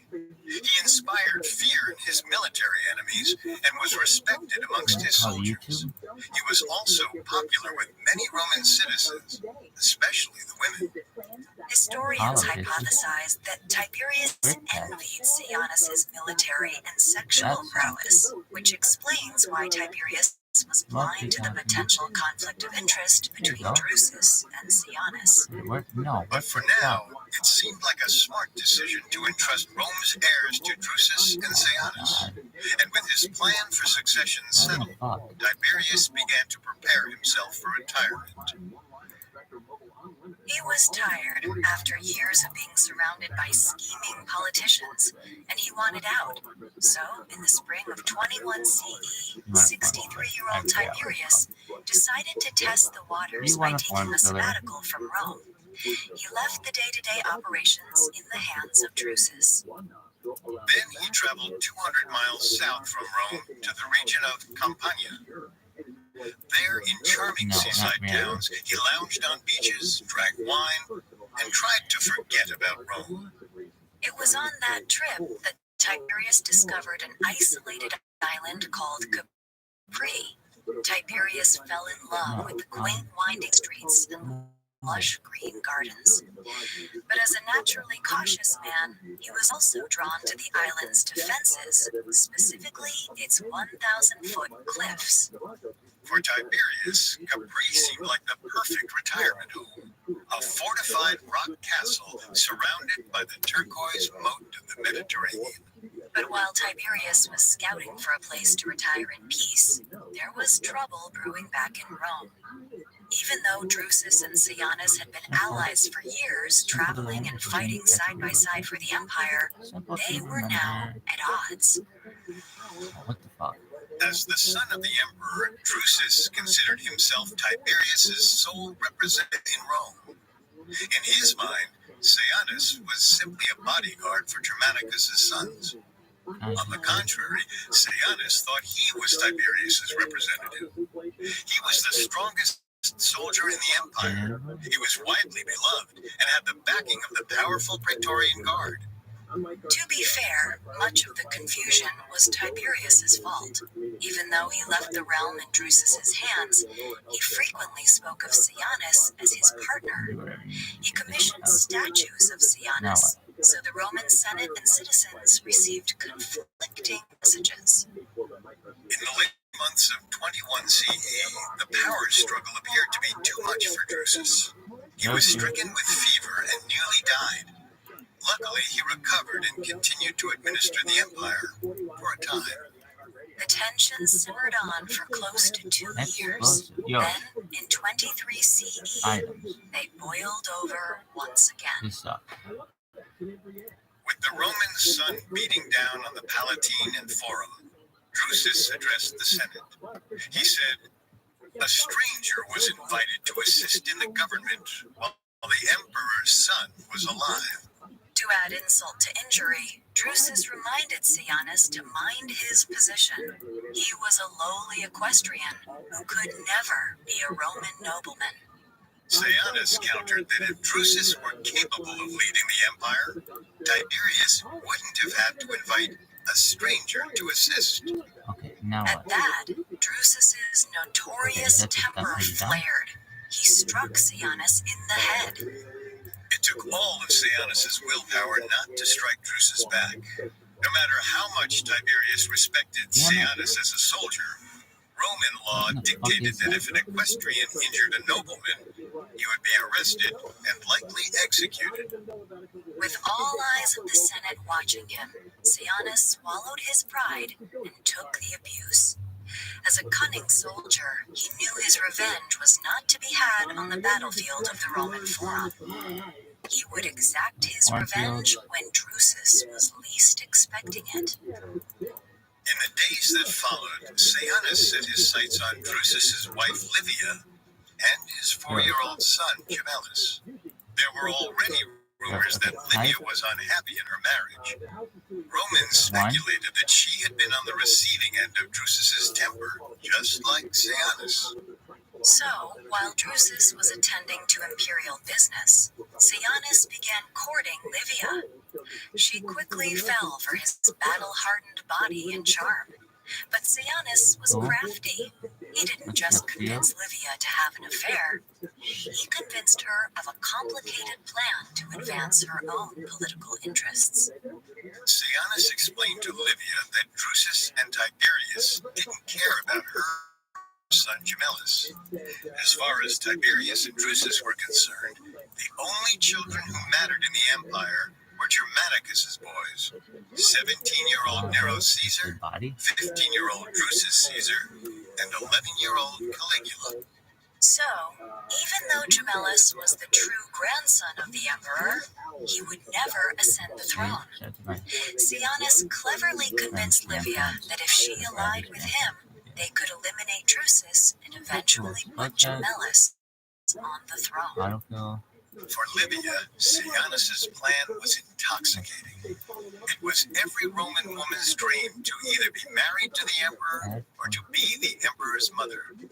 This was her chance. So over the summer of 23 CE, Sejanus and Livia put their plan into action. This sucks. While Sejanus and Livia plotted in Rome, 64-year-old Tiberius lounged by a swimming pool near the Mediterranean Sea. It's so easy. As far as he knew, the Roman Empire was running smoothly in his absence. The treasury was full, and his new strategy for succession seemed to be going according to plan. But then, on September 14th, 23 CE, he received a tragic message. His 36-year-old son Drusus was dead. Coming up, Tiberius descends into madness after the death of his son. Hi, listeners! To celebrate our favorite month, Parcast Network is releasing a slate of new shows leaning into all things spooky and spine-tingling. And now, we're bringing you an original series called Superstitions, featuring the origins and impacts of our most unusual beliefs and the stories of those who dare to defy them. Every week on Superstitions, hear a new drama that illustrates the eeriness and unlocks the mysteries of humanity's strangest codes of conduct. Like holding your breath while passing a cemetery so you don't wake the dead and make them jealous, or carrying the foot of an animal known to have an evil eye, or using iron to keep away the devil. They may seem mystical or even completely illogical, but one thing is certain, you ignore them at your own risk. You can find and follow Superstitions free on Spotify or wherever you get your podcasts. To hear more Parcast shows, search Parcast Network in Spotify's search bar and find a growing slate of spooky October programming to enjoy. Now, back to the story. Options. September 14th, 23 CE was one of the worst days of Emperor Tiberius's life. The 64-year-old head of the Roman Empire had just lost his only child, Drusus. Tiberius had survived many tragedies during his 6 decades. He witnessed the death of his father in exile, the excruciating final days of his brother after a horse accident, and he stood vigil at the deathbed of his mentor and previous emperor, Augustus. Those events paled in comparison to losing his 36-year-old son. It was a moment that defined the rest of Tiberius's life. It dredged up deep-seated traumas and existential angst, and it underscored a common refrain of existence for Tiberius. He was alone, and there was nothing he could do about it.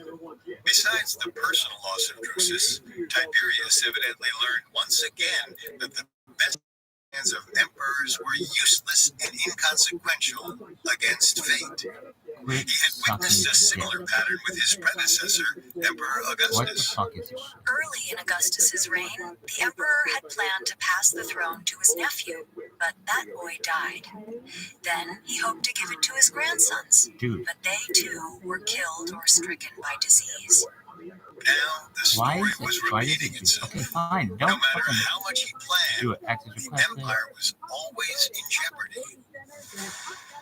In the days that followed, Tiberius returned to Rome for his son's funeral. There were mournful processions and prayers in temples. Finally, Tiberius placed the young man's ashes in the mausoleum of Emperor Augustus. Throughout the funeral ceremonies, Tiberius was accompanied by one man, Sejanus. For years, Sejanus had been one of his most trusted advisors. Now, with Drusus gone, Sejanus was the only one. Unbeknownst to Tiberius, however, the man who was comforting him during his time of sorrow was the same person who had masterminded Drusus's death. Many ancient Roman historians were surprised that Tiberius didn't suspect foul play. Poisoning was a common practice in ancient Rome. 4 years earlier, Germanicus was supposedly poisoned. So it would have been a natural assumption to make about the death of Drusus.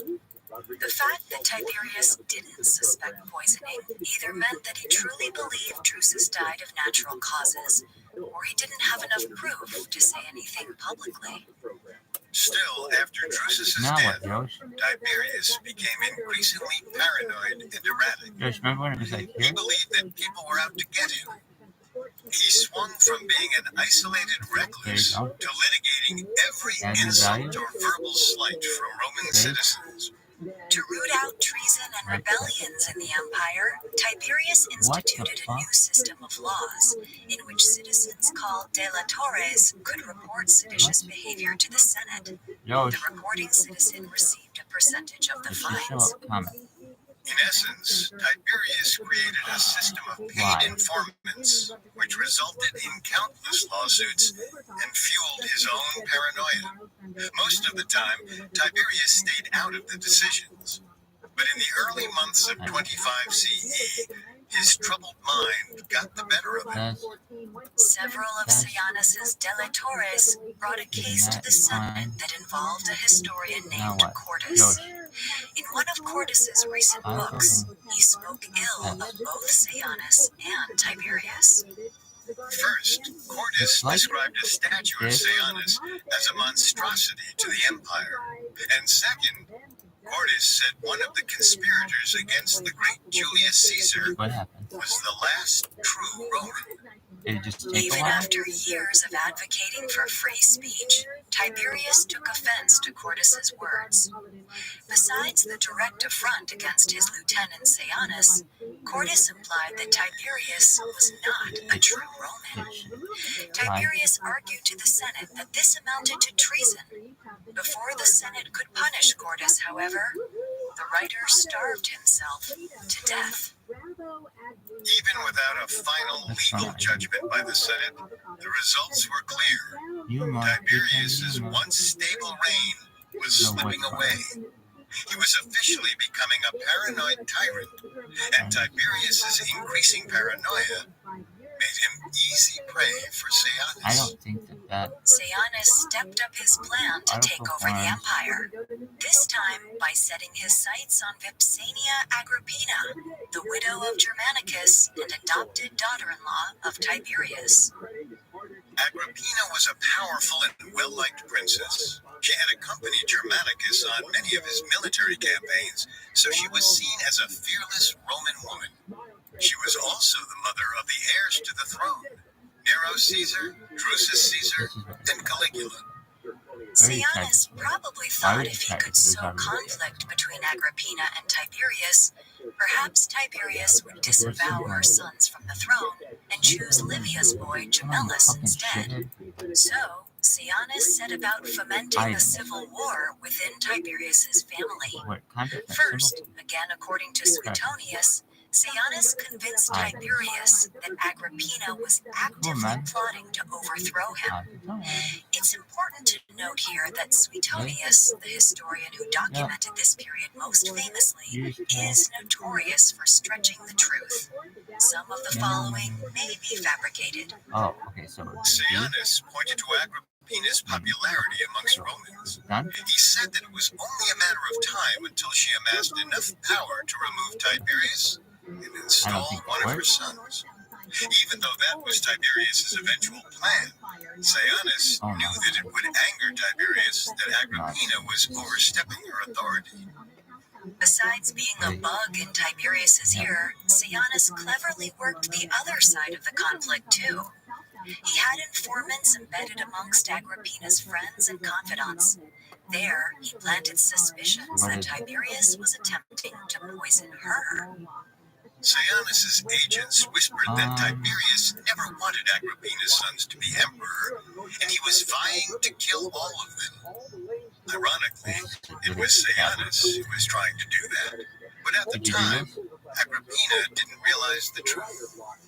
So, in the springtime of 25 CE, Tiberius and Agrippina were pitted against each other. According to some historians, one of the most dramatic clashes occurred at a dinner party hosted by Tiberius. As servants circulated with trays of decadent food, Agrippina refused to eat. She was suspicious that Tiberius would use the opportunity to poison her.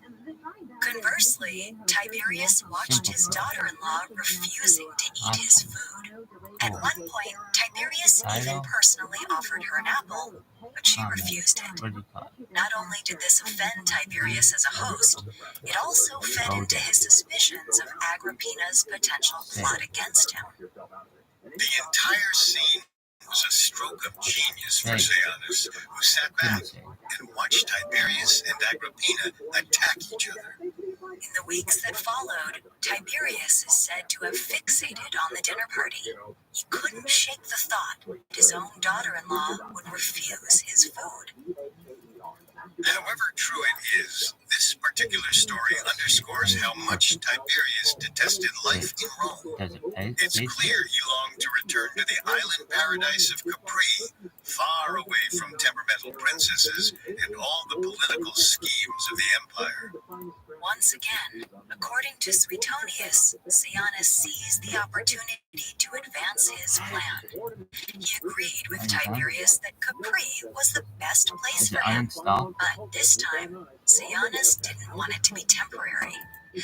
Sejanus set about convincing Tiberius to retire to Capri forever. To accomplish this, Sejanus supposedly convinced Tiberius that if Agrippina was trying to kill him, Capri would be the most difficult place for her to attack. From the 1,000-foot cliffs, Tiberius could see ships coming from miles away.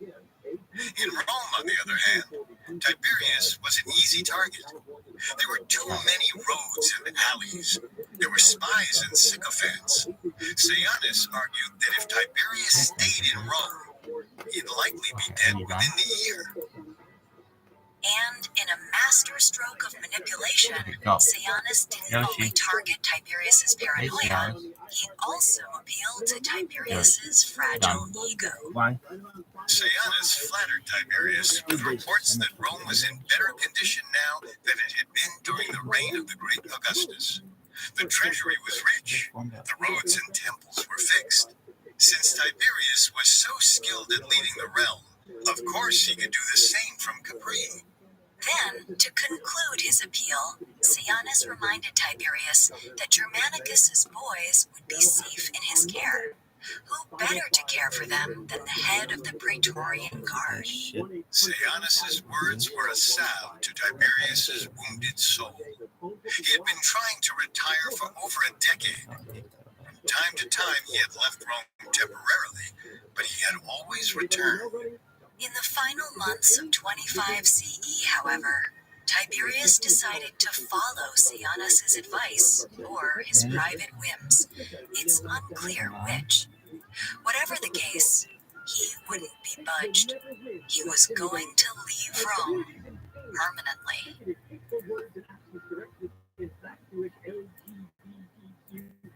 Coming up, Tiberius's madness spirals out of control on Capri. Now back to the story. In the year 25 CE, 66-year-old Tiberius officially retired from Rome. He still retained the title of emperor, and most decisions in the realm remained his sole purview. But his lieutenant and partner Sejanus, was in charge of the day-to-day administration. Much speculation surrounded Tiberius's reasons for retirement. Many historians pointed to the fact that Tiberius never wanted to be emperor in the first place. When he was finally thrust into the position, he spent years trying to escape. Even when Tiberius tolerated the job of emperor, he hated the politics and rumor mill of Rome. From a very young age, Tiberius suffered at the hands of the Roman political machine. When he was an infant, his parents were forced into exile for their political views. When they were finally allowed to return, Emperor Augustus stole Tiberius's mother for his wife. During Tiberius's adolescence, Romans ridiculed his awkward appearance. Even after he became emperor, Tiberius was frequently slandered by Roman citizens. They disliked his bookish, prudish ways, especially his policies against gladiator games.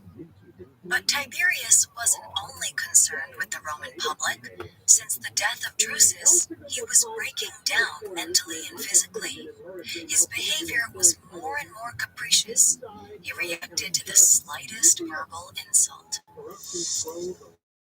Besides Tiberius's mental state, his physical appearance worsened too.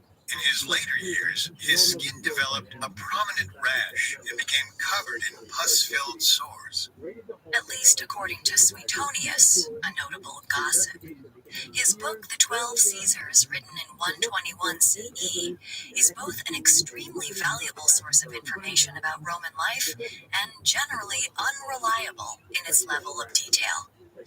Most of the following narrative about the end of his life is questioned by other, more contemporary historians, especially because Suetonius had his access to official archives taken away as he began his project. According to Suetonius, Tiberius was convinced that the sun and salt water of Capri would help alleviate his conditions, and if not, it would at least shelter him from further embarrassment. So with a panoply of reasons to leave Rome, Tiberius' servants organized an imperial caravan to rival the Roman army. There were carts and chariots full of builders, stone masons, craftsmen, and cooks. Sejanus led the way along with a heavy contingent of Praetorian Guard. It was an awesome sight to see. The caravan wound slowly out of Rome, down the coast, toward the southern reaches of the empire. One of Tiberius's first stops on the long journey to Capri was a small coastal town called Sperlonga. There, Tiberius planned to host a lavish dinner party for his companions. Also in the city of Sperlonga, Sejanus demonstrated once and for all his bravery and commitment to the emperor. One message every 30 minutes. It was a balmy evening in the late summer of 25 CE. Tiberius welcomed his distinguished guests to a villa set into a hillside above the Mediterranean. The dining room was a rock cave lit only by oil lamps. For the first time in years, Tiberius felt like he could relax and enjoy life away from Rome. There were servants with endless clay jugs of wine and many trays of exotic fruits and meats.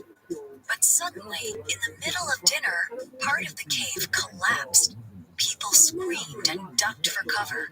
Chaos engulfed the party.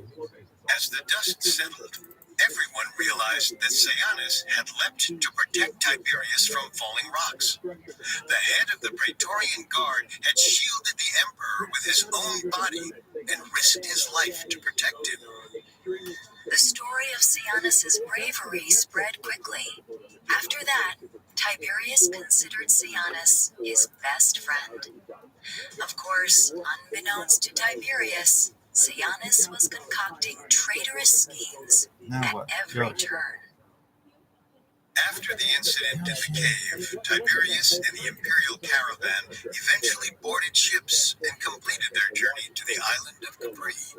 Sejanus helped Tiberius get settled on the island. He entrusted some of his best soldiers to protect the emperor. Then he readied to return to Rome. For Tiberius, it was a bittersweet goodbye. Sejanus was the only person he trusted in the empire. He was sad to see him go, but he was also thankful to have him as his proxy in Rome. Without Sejanus, Tiberius would be stuck in the capital, dealing with the Senate.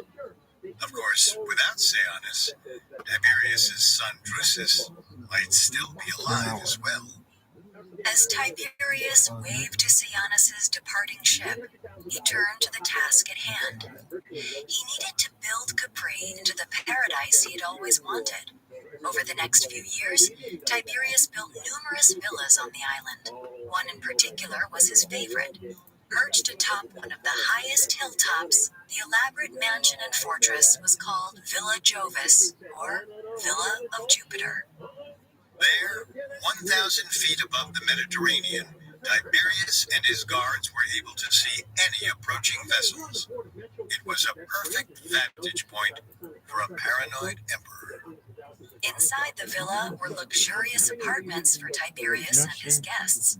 There were offices for imperial business. Even though Sejanus handled most administrative duties in Rome, the Senate still required Tiberius to rule on significant legal matters, executions, and issues of the Roman treasury. When the few items of business were complete, Tiberius returned to his leisure activities. He and his guests enjoyed gardens, bathhouses, and swimming pools. Modern scholars contend that the scandalous stories about Tiberius on Capri were exaggerated, but ancient Roman historians chronicled orgies and sexual perversions that they were afraid to even describe. According to the historian Suetonius, Tiberius transformed into a heavy-drinking party fiend on Capri. Tiberius decorated Villa Jovis with erotic paintings and constructed a library of sexual texts to motivate shy guests. He frolicked with young boys and girls in bathhouses and swimming pools. He hosted orgies in the gardens overlooking the Mediterranean. Even Tiberius's religious activities on Capri frequently involved sex. Suetonius chronicled a ceremonial offering to the gods at which the emperor became enamored with one of the young acolytes. Before the ceremony was over, Tiberius kidnapped the boy and his brother and raped them. Days later, when the boys accused the emperor of the act, Tiberius ordered their legs broken. Sadly, the boys were some of the lucky ones. Suetonius also described a young woman who was brought to Tiberius's bed. When she refused his advances, he accused her of treason, and she was executed. Other guests who displeased Tiberius were imprisoned or starved. The worst offenders were taken to a balcony overlooking the sea called Tiberius's Leap. There, they were thrown off the 1,000-foot cliff onto the rocks and sea below. Tiberius's life in Capri was a violent mixture of paranoia and sexual frustration, and it played right into the hands of Sejanus. As long as Tiberius was scared to return to Rome and was occupied with an endless supply of young boys and girls on Capri, Sejanus could pursue his plan to consolidate power. Back in Rome, Sejanus went to work. First, he relocated much of the Praetorian Guard from around the empire to the capital. That would allow him to easily subdue any uprisings or revolts. It also served as an intimidation tactic against the Senate or any other individuals who might stand up to him. With the backing of the Praetorian Guard, Sejanus began unilaterally choosing political appointees and governors. He appointed his family and friends to prized positions throughout the realm. If the Senate objected, Sejanus requested that Tiberius write letters praising him as his Socius Laborium, Latin for his partner in work. Then, with control of the Senate secured, Sejanus once again turned his sights on Agrippina and her family. He systematically hunted down and executed her supporters. Sejanus was careful not to target Agrippina directly for fear of angering Tiberius. But he believed if he could weaken her enough, perhaps she would lash out at Tiberius. And meanwhile, Sejanus executed perhaps the crowning achievement in his plan to take over Tiberius's reign. He seized control of the imperial messenger service. By personally overseeing all of the messages going to and from Capri, he was able to manipulate most of the information to and from Tiberius. For close to 6 years, Sejanus became the key link between Tiberius and Rome, and thus became the emperor's puppet master. But he wasn't able to stop all messages from getting to Tiberius. In the early months of 31 CE, Tiberius received a secret communique through a trusted servant. It contained news that would rock the empire. The letter outlined how Sejanus and Livia had poisoned Tiberius's son, Drusus. It went on to detail Sejanus's plan to eliminate Drusus and Tiberius in order to put Gemellus on the throne. Tiberius was speechless. He shook with rage. For years he had called Sejanus his partner, his bodyguard, and his best friend. But now, Tiberius realized it all had been a ruse to manipulate him. If he couldn't trust Sejanus, who could he trust? For Tiberius, it was the final straw that sent him down a dark path to madness. He plunged into a deep, self-loathing depression for the remainder of his life. But in the meantime, Tiberius realized he had to take action. Sejanus was plotting to overthrow him, and the future of the Roman Empire was in jeopardy.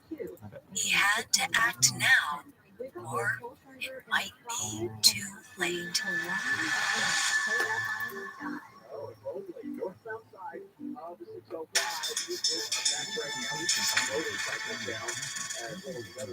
Thanks for listening to Dictators.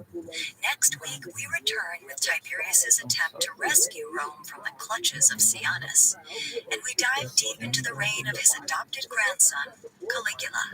You can find all episodes of Dictators and all other Spotify originals by Parcast for free on Spotify. We'll see you next time. Dictators was created by Max Cutler and is a Parcast Studios original. It is executive produced by Max Cutler, sound designed by Anthony Valsic, with production assistance by Ron Shapiro, Carly Madden, and Travis Clark. This episode of Dictators was written by Adam De Silva, with writing assistance by Kate Gallagher, and stars Kate Leonard and Richard Rossner.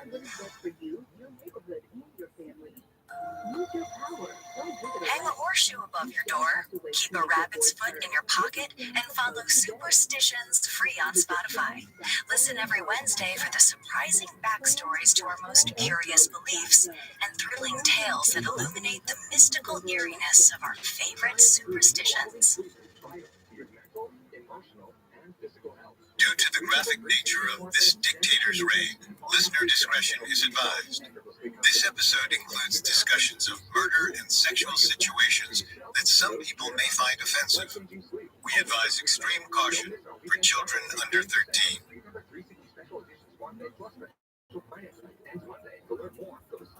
In early March 37 CE, Emperor Tiberius was faced with the most critical decision of his entire reign, choosing a successor. The 77-year-old had led the Roman Empire for 22 years, and the end was near. But he couldn't decide who should take his place.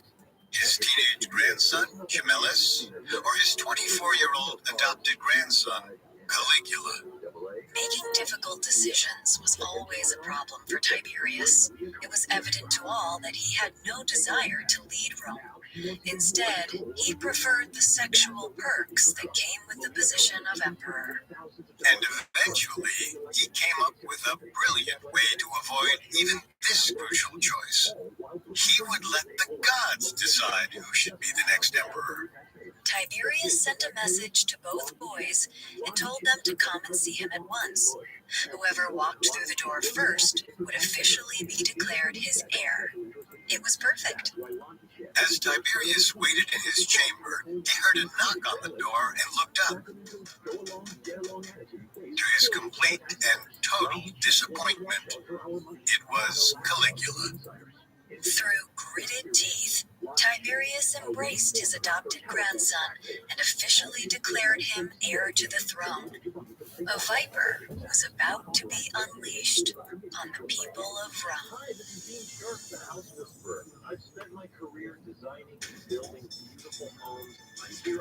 Welcome to Dictators, a Spotify original from Parcast. I'm Richard. And I'm Kate. You can find all episodes of Dictators and all other Spotify originals from Parcast for free on Spotify.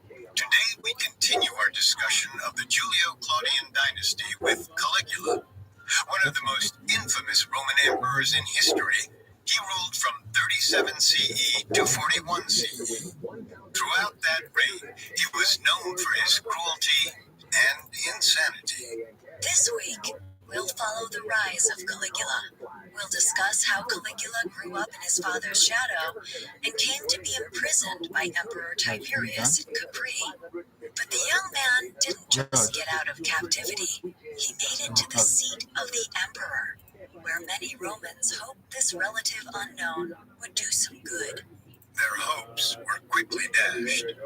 Next week, we'll examine some of the more outrageous stories associated with Caligula once he assumed power, including the construction of a 3-mile floating bridge and his failed campaign to conquer Britannia. He thought these foibles were his right. He saw himself as a god. But an assassination plot proved just how wrong he was. Coming up, we'll dive into the rise of Caligula. Caligula. The name alone conjures images of a man consumed by madness, cruelty, and excess.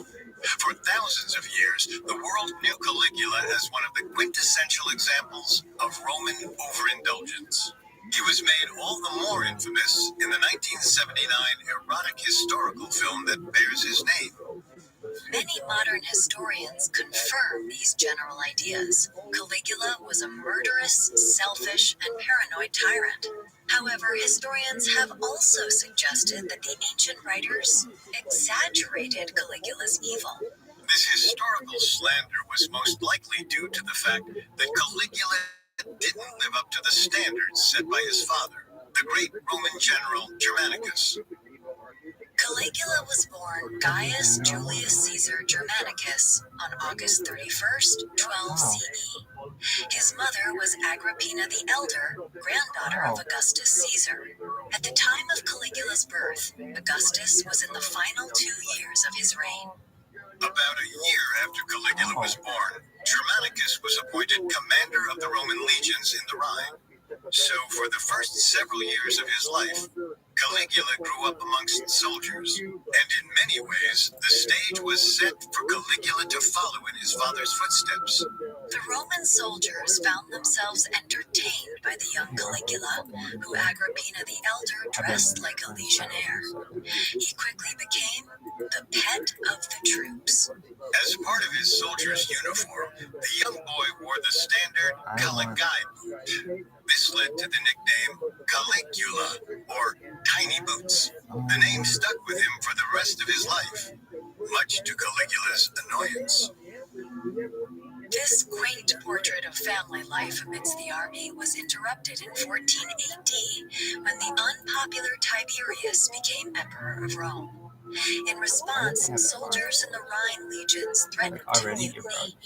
The only way Germanicus could stop them was if he met the following demands: an increase in pay, shorter terms of service, and for Germanicus to declare himself emperor. Fearing his family's safety, Germanicus acquiesced to pay the increase and cut back service length. But these moves only increased the calls for Germanicus to become emperor, which Germanicus would not do. Instead, he promised to take his soldiers on campaign against the Germans. According to historian Stephen Dando Collins, Rome traditionally battled the Germans every year between March and October. In recent years, however, there had been a decrease in fighting. Germanicus promised his men more money and eternal glory.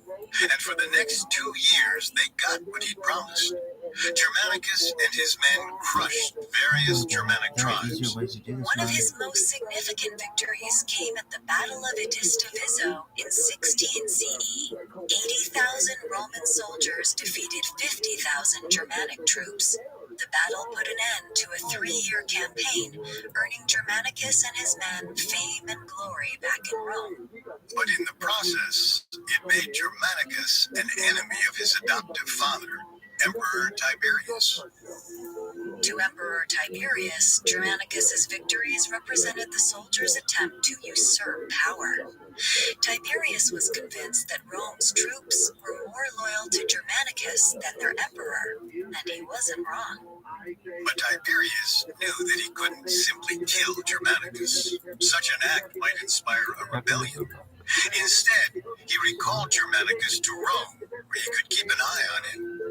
To sweeten the return, he promised to give Germanicus a triumph, the Roman celebration for a victorious military commander.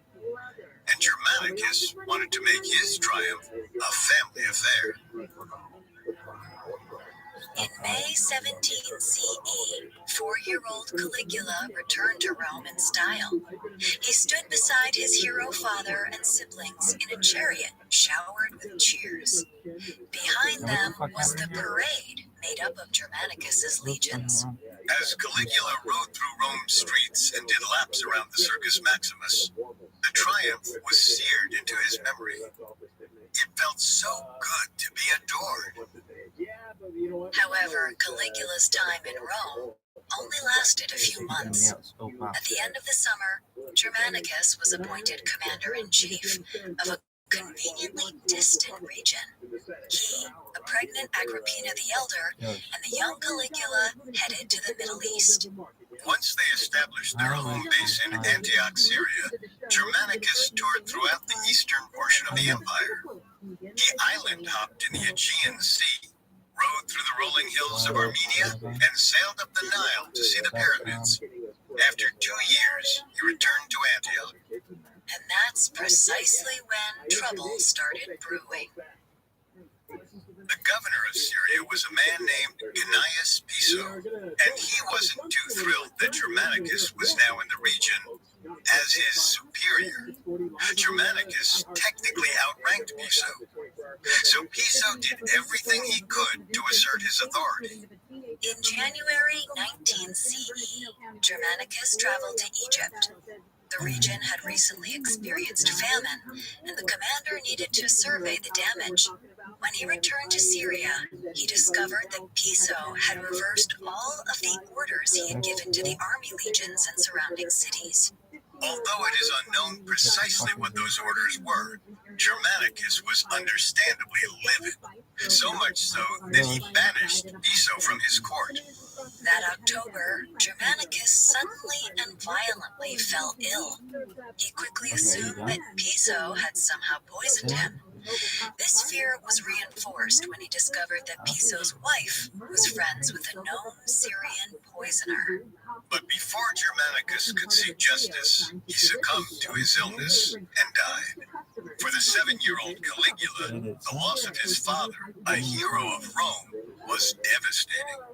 For the rest of his life, wherever Caligula went, the memory of his father followed. In the years following Germanicus' death, Caligula lived with his mother and 3 younger sisters, probably in Rome. It was during this period when Caligula's sexual depravity was said to have originated. When Caligula was around 15, he was caught in bed with his 12-year-old sister, Julia Drusilla. This episode has long been considered the evidence for stories of Caligula's rampant incest. However, modern historians believe it may have actually originated from ancient anti-Caligula propaganda.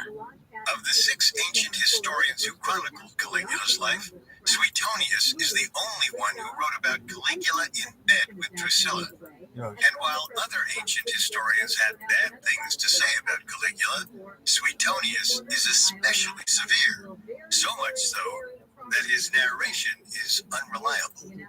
In fact, during his teenage years, Caligula was probably best known not for his depravity, but for his love of singing and dancing. The reason Caligula was allowed to continue living with his mother and sisters was that Emperor Tiberius never considered him a threat. Though at times Tiberius was wary of Caligula's older brothers, he found the artistic young Caligula somewhat whimsical. But not everyone shared this belief. Some within the emperor's council believed that all of Germanicus's family posed a threat to the throne, and that threat needed to be eliminated. The man leading that charge was Lucius Aelius Sejanus. As we discussed in our episodes on Tiberius, Sejanus was the prefect or commander of the Praetorian Guard, the private bodyguards of the royal family. Since becoming prefect, Sejanus had his eye on the throne, and he would do whatever he could to get there. That included eliminating rivals, like Germanicus's family. Sejanus's first target was Caligula's mother, Agrippina the Elder. He went about using his influence to isolate her. That included banishing her family and friends, or to prosecuting them on absurd charges. And his tactics worked. Plus, even better for Sejanus, Agrippina believed that it was Emperor Tiberius who was responsible. At the same time, Sejanus manipulated Tiberius into thinking that Agrippina was angling for power for herself and her sons. Whether or not Agrippina actually plotted to usurp Tiberius, the rumors made Agrippina persona non grata throughout the Roman aristocracy. Things finally came to a head in 28 CE. By now, Tiberius was off on the island of Capri, and Nero Germanicus, Caligula's eldest brother, remained heir. But at the same time, Sejanus had total influence over 68-year-old Tiberius. And for whatever reason, he decided this was the year to initiate his final strikes. Sejanus ordered house arrest for both Agrippina and Nero Germanicus. A year later, both were tried before the Senate on trumped-up charges of treason and homosexuality. The Senate declared both defendants enemies of the state and banished them from Rome. Nero Germanicus was sent to live on the island of Pontia, while Agrippina made for the island of Pondicherra. When Agrippina arrived, she received a whipping from a guard, and in the process went blind in one eye. For Sejanus, the plan to remove Germanicus's family was going perfectly. Only two people stood in his way: Caligula's other brother, Drusus Germanicus, and Caligula himself. But just as Sejanus plotted his move against Caligula, Emperor Tiberius made a shocking and unexpected announcement. 18-year-old Caligula was now going to live with him on the island of Capri. Many saw the move as the sign that Tiberius was sparing Caligula's life. In reality, it turned out to be much worse. Caligula was now Emperor Tiberius's prisoner. Coming up, Caligula lives as Tiberius's prisoner on Capri. Hi, listeners. To celebrate our favorite month, Podcast Network is releasing a slate of new shows leaning into all things spooky and spine-tingling. And now, we're bringing you an original series called Superstitions, featuring the origins and impacts of our most unusual beliefs and the stories of those who dare to defy them.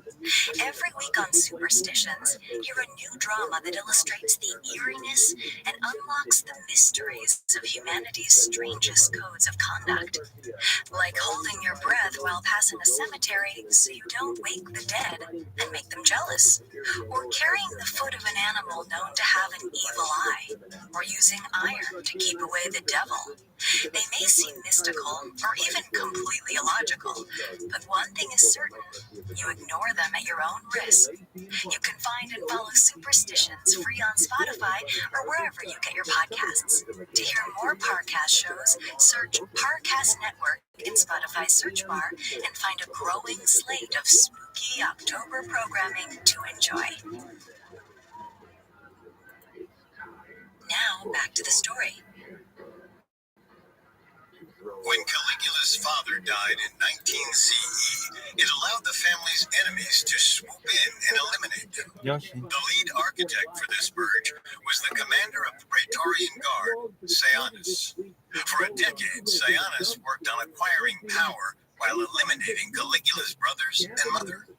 But before Sejanus could take out Caligula, Emperor Tiberius decided he wanted the 18-year-old to live with him on the island of Capri. The move occurred in 30 CE, and by all accounts, including those written by Caligula's harshest critics, the young man's 6 years on Capri were tantamount to hell. Tiberius forced Caligula to either watch or perform some of the more depraved acts we discussed last week, including sexual activities with young girls and boys. He watched the torture of boys and their forced participation in gladiatorial games. And of course, he witnessed Tiberius's infamous pool gatherings. It's also likely that Tiberius sexually abused Caligula. Not surprisingly, Caligula hated Tiberius. He detested the insidious acts of torture and sexual abuse committed by the aging emperor. However, Caligula knew that if he voiced such displeasure, he would likely be exiled, or worse, killed. So Caligula began acting and feigned approval of Tiberius's nefarious actions. In return, Tiberius gleefully believed that he was grooming a monster to be his heir. Allegedly, Tiberius once proudly said, "I'm nursing a viper for the Roman people." Tiberius couldn't have been more right. While Tiberius was having fun on Capri and ignoring his duty to govern, Sejanus was looking to finally solidify his power in Rome, roughly 160 miles northwest. First, Sejanus convinced Tiberius to take out Caligula's final brother, Drusus. A short time later, Drusus Germanicus was accused of plotting against Tiberius and thrown into prison. Next, Sejanus sent a guard to Caligula's other brother, Nero Germanicus, on Pontia. The story goes that the guard simply showed Nero a noose. Refusing the noose would have likely resulted in a painful death. So, Nero hung himself. Soon, news of the death reached Caligula on Capri. But instead of publicly mourning Nero's loss, Caligula kept his tears to himself. He knew that Sejanus would be looking for any excuse to question his loyalty to Tiberius and have him killed too.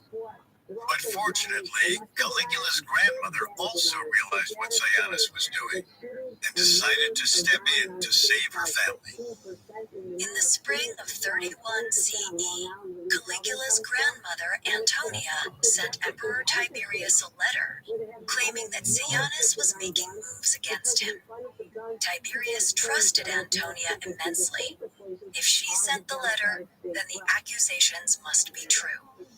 Despite the fact that this was an almost unbelievable betrayal. After years of what he'd thought was collaboration and friendship, Sejanus needed to go. In October, Tiberius secretly appointed 52-year-old Naevius Cordus Macro as the new prefect of the Praetorian Guard, and almost immediately used him to take out Sejanus. On October 18th, 31 CE, Macro went to the Senate and delivered a letter from Tiberius to be read aloud. It began with a few kind words praising Sejanus, but then the message suddenly turned into a critical hit piece, and it ended with a call for Sejanus's immediate arrest. After an intense debate, the senators finally agreed to follow Tiberius's orders. Sejanus was shackled and thrown into prison. That very evening, Lucius Aelius Sejanus was strangled to death. His 10 years of plotting and machinations were all for naught. It is hard not to imagine that Caligula was relieved to hear that Sejanus, the man who was the architect of his family's ruin, was dead. However, it didn't mean that Caligula was safe just yet. Emperor Tiberius did still consider Caligula's remaining brother, Drusus Germanicus, a threat. In 33 CE, Tiberius ordered the imprisoned Drusus to starve. Allegedly, Drusus ate the hay from his mattress out of desperation. When word of Drusus' ultimate starvation reached Agrippina the Elder, she was distraught. 2 of her sons were dead, and her third was the emperor's plaything. Sometime in 33 CE, it all became too much. Agrippina died by suicide. Allegedly, Caligula was as stoic about both these deaths as he had been about his first brothers. The ancient historians have used that lack of emotion as evidence that Caligula was always a wicked man. However, the real reason was likely that Caligula knew how to survive. Sejanus was out of the picture, and his vendetta against Caligula's family with him. But after spending 3 years on Tiberius's island, Caligula was all too aware of Tiberius's own brutality. If Caligula showed too much emotion over the deaths of condemned traitors, it could mean his own demise.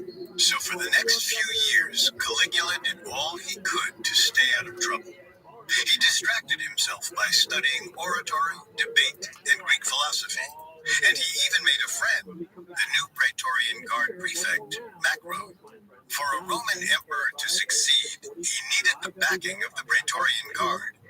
Caligula suddenly had the support of one of the most important and powerful men in the empire. Unfortunately, the aging Emperor Tiberius was still refusing to decide on his heir. In the years since coming to Capri, Caligula seemed like the odds-on favorite. But by the end of 36 CE, Tiberius was beginning to have second thoughts. The only other real option, though, was Tiberius's grandson, Gemellus. And after his father's death, Gemellus had also been living on Capri with Tiberius, being groomed as a possible heir. However, Tiberius questioned whether or not Gemellus was actually his blood. He was concerned that the boy was the result of an affair between his mother and Sejanus. For months, Tiberius couldn't decide what to do. He consulted with Macro, who suggested Caligula. But ultimately, as he often had before, Tiberius found a way to avoid the decision entirely by leaving it up to the gods.